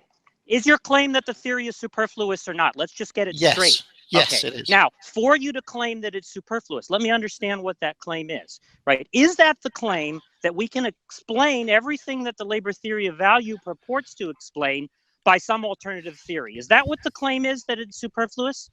Is that what that is? Excuse me? A set of theories. A set of theories. Okay, fine. A set of theories. Is that the claim? okay, let's just take an example where I'm just trying to get clear. Wait, I'm trying to get clear on academic agent's claim, right? You're claiming, academic agent, that the theory is superfluous, right? That's your claim, right? Yep. Now, is the claim that the theory is superfluous tantamount to saying that everything that the labor theory of value explains, we can explain by an alternative theory, right? Well, is that your claim? Well, we don't think that the end of capitalism is coming because of the falling prices. That. I'm not asking you that. I'm asking you, is your claim that the labor theory of value superfluous tantamount to the claim that everything that the theory purports to be explained can be explained by an alternative theory? We talked about falling prices and we explained it in a different way. Why aren't you answering my question? Because I'm trying to understand what you mean when you say the theory is superfluous. It's not needed for the falling prices, and as far as I'm concerned, the rest of the stuff. Are those the only things that the theory purports to explain? I don't care what else. This is the point. This is the thing. I'm asking you what it means to say that the theory is superfluous. If by that you mean that there's something that the theory explains that we can explain by alternative means, that wouldn't establish the claim that the theory is superfluous. That would just establish that it was superfluous with respect to one issue that you could explain alternatively by some other means, right? In order to explain that the theory itself is superfluous, you'd have to be able to explain all those things by alternative means, right? Now, I'm asking you if that's what you're claiming. I'm just asking you if that's what you're claiming. It's a yes or no question. I said the falling prices we can explain with alternative ways. We don't need to explain the end of capitalism or all the other batshit things that your theology again, explains. when you make the claim that it's batshit, right? Is that the claim that the predictions are false? obviously that one would be. I mean, Jesus Excuse me, Christ. does the labor theory of value predict that capitalism should have ended by the year 2017? The labor theory of value Capitalism. does predict. That's a yes or no question. It does no. Does it? but It doesn't predict that. Okay. it So if leaves it it doesn't open-ended, predict that, so it's it unfalsifiable. hasn't. If it doesn't predict that, it hasn't been falsified. Now It you might predicts say the end of capitalism. But okay, wait for a second. Good. Okay. I may have to It tap predicts out the here. end of He's doing a capitalism. fucking- There is Yeah, well- an explanation. There's an explanation for how capitalism should end. yes. If That's right. if there is a mechanism, if it is causal, if there's some mechanism that the theory provides that dictates or determines how it is that capitalism is supposed Yes. to collapse, Yes. then that is a prediction of the theory. Yes. But that prediction is not the prediction that it should have happened by the year 2017, right? So that wouldn't establish that the theory's been falsified. So when I asked, does batshit mean that it's falsified? Right. Okay. So I was looking for a claim. I was looking for a claim for a Right. specific prediction that the labor theory of value makes that has not come true. Okay, right? so can I ask a question about So wait a minute. that Wait a mechanism? minute. No, Wait no, a no, minute. Wait a minute. That's taking us off topic. No, I here. have an understanding of it. I have an understanding of it, but I want to get it from your mouth whether or not this is correct. Okay, so the labor theory of value, coupled with a few tenets of capitalism about how the rate of profit is going to, that the goal of the capitalist is to maximize profits. The goal of the laborer is to maximize his wages. And so these forces over time lead to where the capitalist, as he increases the productivity of his factories or whatever he's using to produce his goods, he is able to maximize the profits by decreasing the amount of labor that goes into them. And so over time, there's going to be an increase in alienation of these workers who are being stretched thinner and thinner and thinner as the capitalists acquire more and more and more wealth, to the point that the proletariat is squeezed, and that there's a series of revolts that will overturn capitalism. Is that something like what Marx gives as an explanation of how capitalism would fail? Well, I mean, he does think that as the indication is that as the capitalist economy approaches total automation, that's going to generate crises of increasing severity. Because of the decline in the rate of profit. But I'm not seeing the relevance of any of this, right? The claim was the relevance is that as industrialization has taken place over the last 200 the question years. on the table that we're currently debating has to do with the superfluity of the theory. Right. Now, I asked academic agent. I'm still trying to get him to explain to me what he thinks that claim amounts to. Now, what he said in reply, just a minute. What he said in reply was, we don't need to explain the other batshit things that the theory explains. We can explain this one thing, right, which he claims the theory can explain, but we don't need to explain the other batshit things. Yeah, because the other one was the fall of capitalism. And then why would we as capitalists need to explain the fall of capitalism, Jack? I'm not finished. Okay, I didn't say that the fall of capitalism was one of the predictions that the theory. You did in the debate. No, wait, you did just like a minute ago, dude. Like, what are you talking about? No, that's not a theory. Jack, wake that's up. Not a testable. Wake up. You are asking. It's like you're like claim. Jack. You are like Thomas Aquinas. Okay, asking an atheist to try to explain God. That's what you're doing right now. Now, when you said the other predictions were batshit, right? Were you saying that they were false? Yes. Okay. What are the predictions of the labor theory of value? Because for you to say that they're batshit, right, you would have to know what the predictions are. Do you know what they are? Because you'd agree, just a minute, you'd agree, right? You wouldn't be in a position to say the predictions that the theory makes are batshit if you didn't know what the predictions the theory makes Jack, are, right? Jack, you are driving me nuts, okay? It predicts falling prices, and it predicts that this will lead to the end of capitalism. How does it predict falling prices? How does it predict falling prices? Yeah, how does it predict falling prices? Well, rewind the stream and go back to one of your endless 4-hour rants, and you'll have all the answers in there. Because you've predicted falling prices because I there's didn't a say lower it predicted falling prices. Unskilled labor. No, it doesn't predict falling prices. For fuck's sake, I'm not here to be tested. I am not here to be tested like some undergraduate. The reason why you're being tested. I am here to explain empirical reality. I'm going to have to, Helena, I'm going to have to go. I can't stand this. The reason why you're being tested is because you're the one who made the claim that the predictions of the theory are batshit. No, Jack, you're like a medieval scholastic. Did you make that claim? Like a medieval scholastic. Did you make the claim that the predictions of the theory are batshit? Of course, I don't think the capitalism is going to end because you'd have to know what the predictions of the theory are, right? For them to be batshit, for you to know that they is that one or not? Right? Is what one of them? The end of capitalism. The end of capitalism.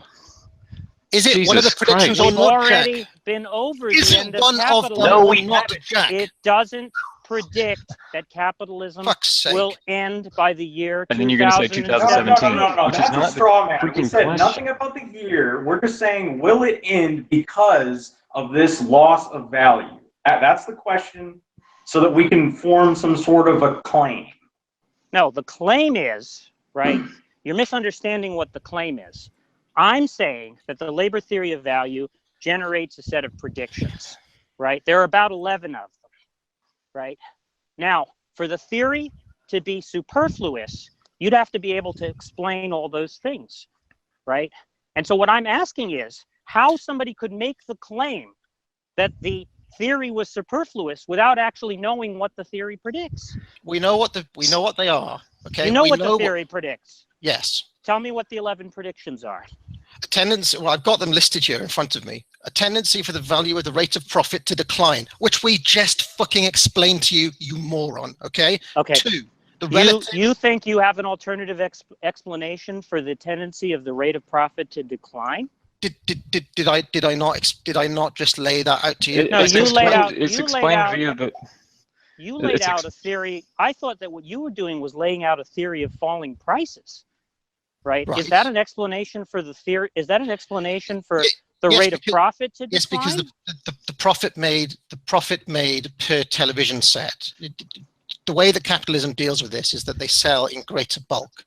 So you sell more hamburgers at a lower price, and you make it up that way. So maybe the profits don't decline over time, but we're saying that there is a tendency for the price to come down. Wait, I didn't ask you about whether there was a tendency for the price to come down. I asked you whether you had an explanation for the tendency of the rate of profit to decline during long wave periods of expansion. Is that what you're offering? The profit per unit comes down, so they have to sell in greater bulk. What part of that don't you understand? I'm asking you what your claim is. Is the claim that you have an alternative explanation for the tendency of the rate of profit to decline during long wave periods of expansion? Is that your claim? Well, it's not exactly the same. Oh my God, you're basically if it's not exactly the same, how is it that you're explaining the same thing rather than explaining something else? Because what if taxes went up during a long wave period of expansion? Then that would decrease profits. So frustrating. Right? It wouldn't necessarily decrease profits. What exactly are we talking about? Are we talking about multiple business cycles? Are we talking about, like, say, farming, for example? Over a long period of time, you had to have a whole shit ton of manual laborers who were farmers to be able to produce anything. We're talking about increases in. We're talking about increases in production. Listen, Jack. Okay, we are saying, okay, that the price point has a habit of coming down, and therefore the profit. What's the relevance to that? Because the profit per unit does decline. So the relevance of that is what? So they make that up. They make that up well, this is what our theory says. Now, listen. Why would I listen. be interested in what your theory says unless it says what my theory says? Okay, so okay. Now here's the crux of it, Jack. Why aren't you answering the question? Jack, don't He's about to interrupt answer 5 them. seconds. Oh, yeah? Okay. It's so All right. frustrating. I can't wait to hear the answer. Go ahead. Okay, you saying, can you explain the tendency of you're saying, can you explain what my theory says with your theory? Okay, requires me to come to the same conclusion as you. So therefore, you're arguing almost like a kind of, you're basically like a theist saying, look, I've got a theory that explains God. Now I want you as an atheist to explain the same thing with your theory. That's not. I would like to define the terms. I think I'm good. No, I don't think that's accurate, right? Because I think we need to define our terms too. That's not exactly what we're doing. Is the theory makes empirical predictions, right, and explains the reasoning for those empirical predictions. If you have another theory that explains the same empirical predictions, and you could say you have competing theory, right? That's really the question. Right, and our competing theory doesn't say exactly the same thing, but it says something similar, which is that there is a tendency for the profit per unit to decline over over the life cycle of a particular product, because obviously products come and go, right? So like, I don't know, look at DVDs. When DVDs first came in, they were very expensive. Then they hit a point where they kind of the cost came down drastically. Then they hit a point where they actually went up again because nobody was and now they're at a point where nobody really wants DVDs, right? They're effectively worthless. So that market is kind of, it is on the way out. But there is a tendency for prices to come down and the profit per unit to come down at some point in the life cycle of that product. Right? It's competition. I don't see the relevance of it, right? Yeah, Your I think those are very. I think maybe, and I think the reason Jack is getting frustrated is just because it feels like there's a criticism of theory that's not being understood. I'm not an expert in Marxism, but I do know enough to say that it sounds like you're talking about different things at that point. They're tangentially related in that we're talking about declining. Well, we're trying to explain the same phenomenon, right? We're going point one. Are you? Was that? I think there's a misunderstanding.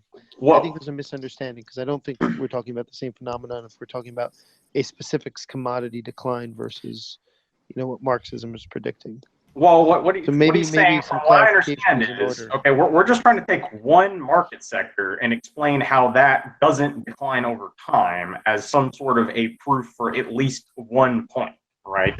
Yeah, but what I'm asking for validation of a much stronger claim. That's made. And I don't think I think there's a misunderstanding here if you're not recognizing that the claim that Jack is talking about, whether it's true or not, is a separate question. But it's a very different claim than what you're. But here's, I guess what we're saying here is, I'm saying two things. One, we do have an alternative theory that explains similar phenomenon, and two, the reason. Well, but maybe before you move on. Wait. We need to establish what it is that we need to be better. What is the phenomenon? Yeah, because I don't. Right. I think that's the question, right? So Okay. So I guess what I'm saying is that what Marx thought he was describing was actually what I've just described. I mean, that's actually how it works in the real world. Right. I don't hear that at all.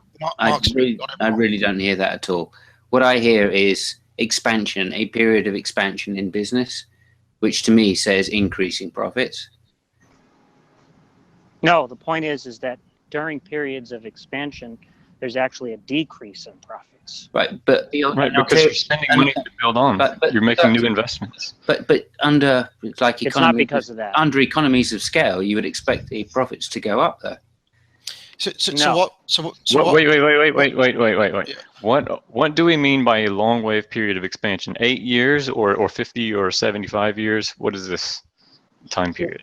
Well, I mean, that's going to be a complicated question to resolve, right? But the point is that... Well, I mean, if it makes a prediction, if the prediction is true, I need to know what time period it was true over. Okay. Well, I mean, I'd have to direct you to the empirical literature on that, right? Yes, please do that, because we can't go further unless... I mean, it may not even make that prediction accurately. I don't think that that's the crucial issue there. It is important. It's very important. The basic idea is, right, that what you have is a period in which you have increasing investment in production. That's the Right. basic idea. Increasing investment in production, which is to say expansion of production, right? Now, Marx postulates a mechanism during that period, which is the increase in the organic composition, what he calls the increase in the organic composition of capital. The basic idea is what we described earlier, that there's going to be a tendency for firms to invest in labor-saving technology Yes. Right. in order to gain an advantage on their competitors in the short term, right? No. Because That's a they can, long-term investment. It's not a short-term investment. well, no, they only gain an advantage in the short term. Because in the long term, what happens is The whole You industry. don't, is you don't flipped over. invest right. in capital if you don't In- intend on making in- long-term gains, dude. it's No. irrelevant what their intentions are, right? The point is they do gain an advantage in the short term, right? No, you But don't, because when- you have to pay off the capital. No. The point is that the industry catches up. That's The, right. the industry catches up and also automates. That's right. And then what happens? you have falling profit What because happens of the. then? Yes, you have falling rates of profit, because the relative weight of labor in the capital outlay has been diminished, which means that the quantity of surplus value will correspondingly diminish, all other things being equal, right? And that is the explanation that Marx gives for why crises inevitably occur. Right? Guys, I'm And gonna we're have saying to, is that literally happens That the doesn't- exact opposite way. Like I'm gonna that- have to close it off. I hate to say that, but I've got to Yeah. get going. Let's do, I guess, Could closing we- statements. Go. What, Simon? Well, maybe we could just quickly go around the room and finish up on maybe a 30-second finish. Yeah. Okay. So let's do that. We'll go around the room. I don't have anything to add. This is over my head, but I'm glad that at least now there is a discussion of the labor theory of value explicitly on YouTube for people to refer to. Let's go. I don't know if anybody wants to go through this fucking thing more of a discussion, but I mean, okay. Let's go one at a time. If anybody wants to say anything, and then we'll close it out. I'll keep it open, but I'm going to need to step away. So, and we're going on and on a lot. So let's go ahead and go down the room. Who wants to go first? It looks like I guess I'll go first because there's a really crucial point that I want to make here, and it's the one that we've been trying to make for this one point, and it just keeps oscillating. Like we never get anywhere with it. Okay, so the amount of value generated or the amount of profits generated over time, over multiple business cycles, does not decrease because of automation.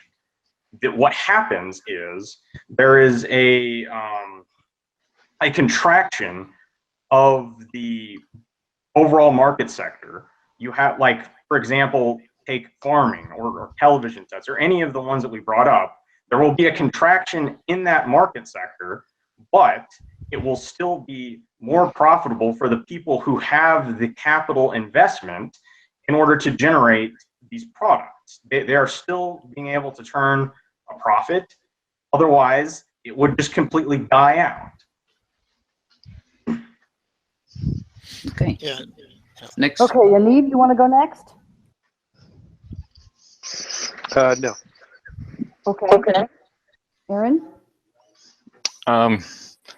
There are a number of questions that I had additional to this on the actual sort of theoretical defenses of the labor theory of value that I had. We didn't get to, but I don't know. I'll just let someone else go. It's fine. Okay, Simon, you want to say anything? Yeah, well, okay. Well, I didn't really understand too much about it before, but having listened carefully to it, I do understand that there's some nuance here which I hadn't seen before. So I did like I like the idea of tying it to time. I think that's a really good unit, and then explaining that over a long period of time that the inevitable effects of capitalism are to equalize, then I think that has some real power. But yeah, that's kind of what I got from it. Okay, Jack, Thank you. you can go next, and then we'll let Academic Agent have the last word since he was so gracious in agreeing to come. So, Jack, you go ahead and go. Well, Academic Agent started the discussion, or even before the discussion started, said that the labor theory of value was emphatically wrong. He called it nonsense and bonkers, and he called the predictions that the theory makes batshit. He wasn't able to produce a single argument that the theory was ad hoc, empirically falsified, unfalsifiable, or logically incoherent. In fact, he wasn't able to produce any arguments at all. He just had a bunch of assertions, right, that he couldn't justify. I kept asking him to do so. So I invite Academic Agent to come back for another discussion, and this time actually defend the claim rather than repeat the claim that the labor theory of value is wrong, nonsense, and bonkers. I'll leave it there. Okay, Academic Agent, you have the last word, and then we'll close out. Yep.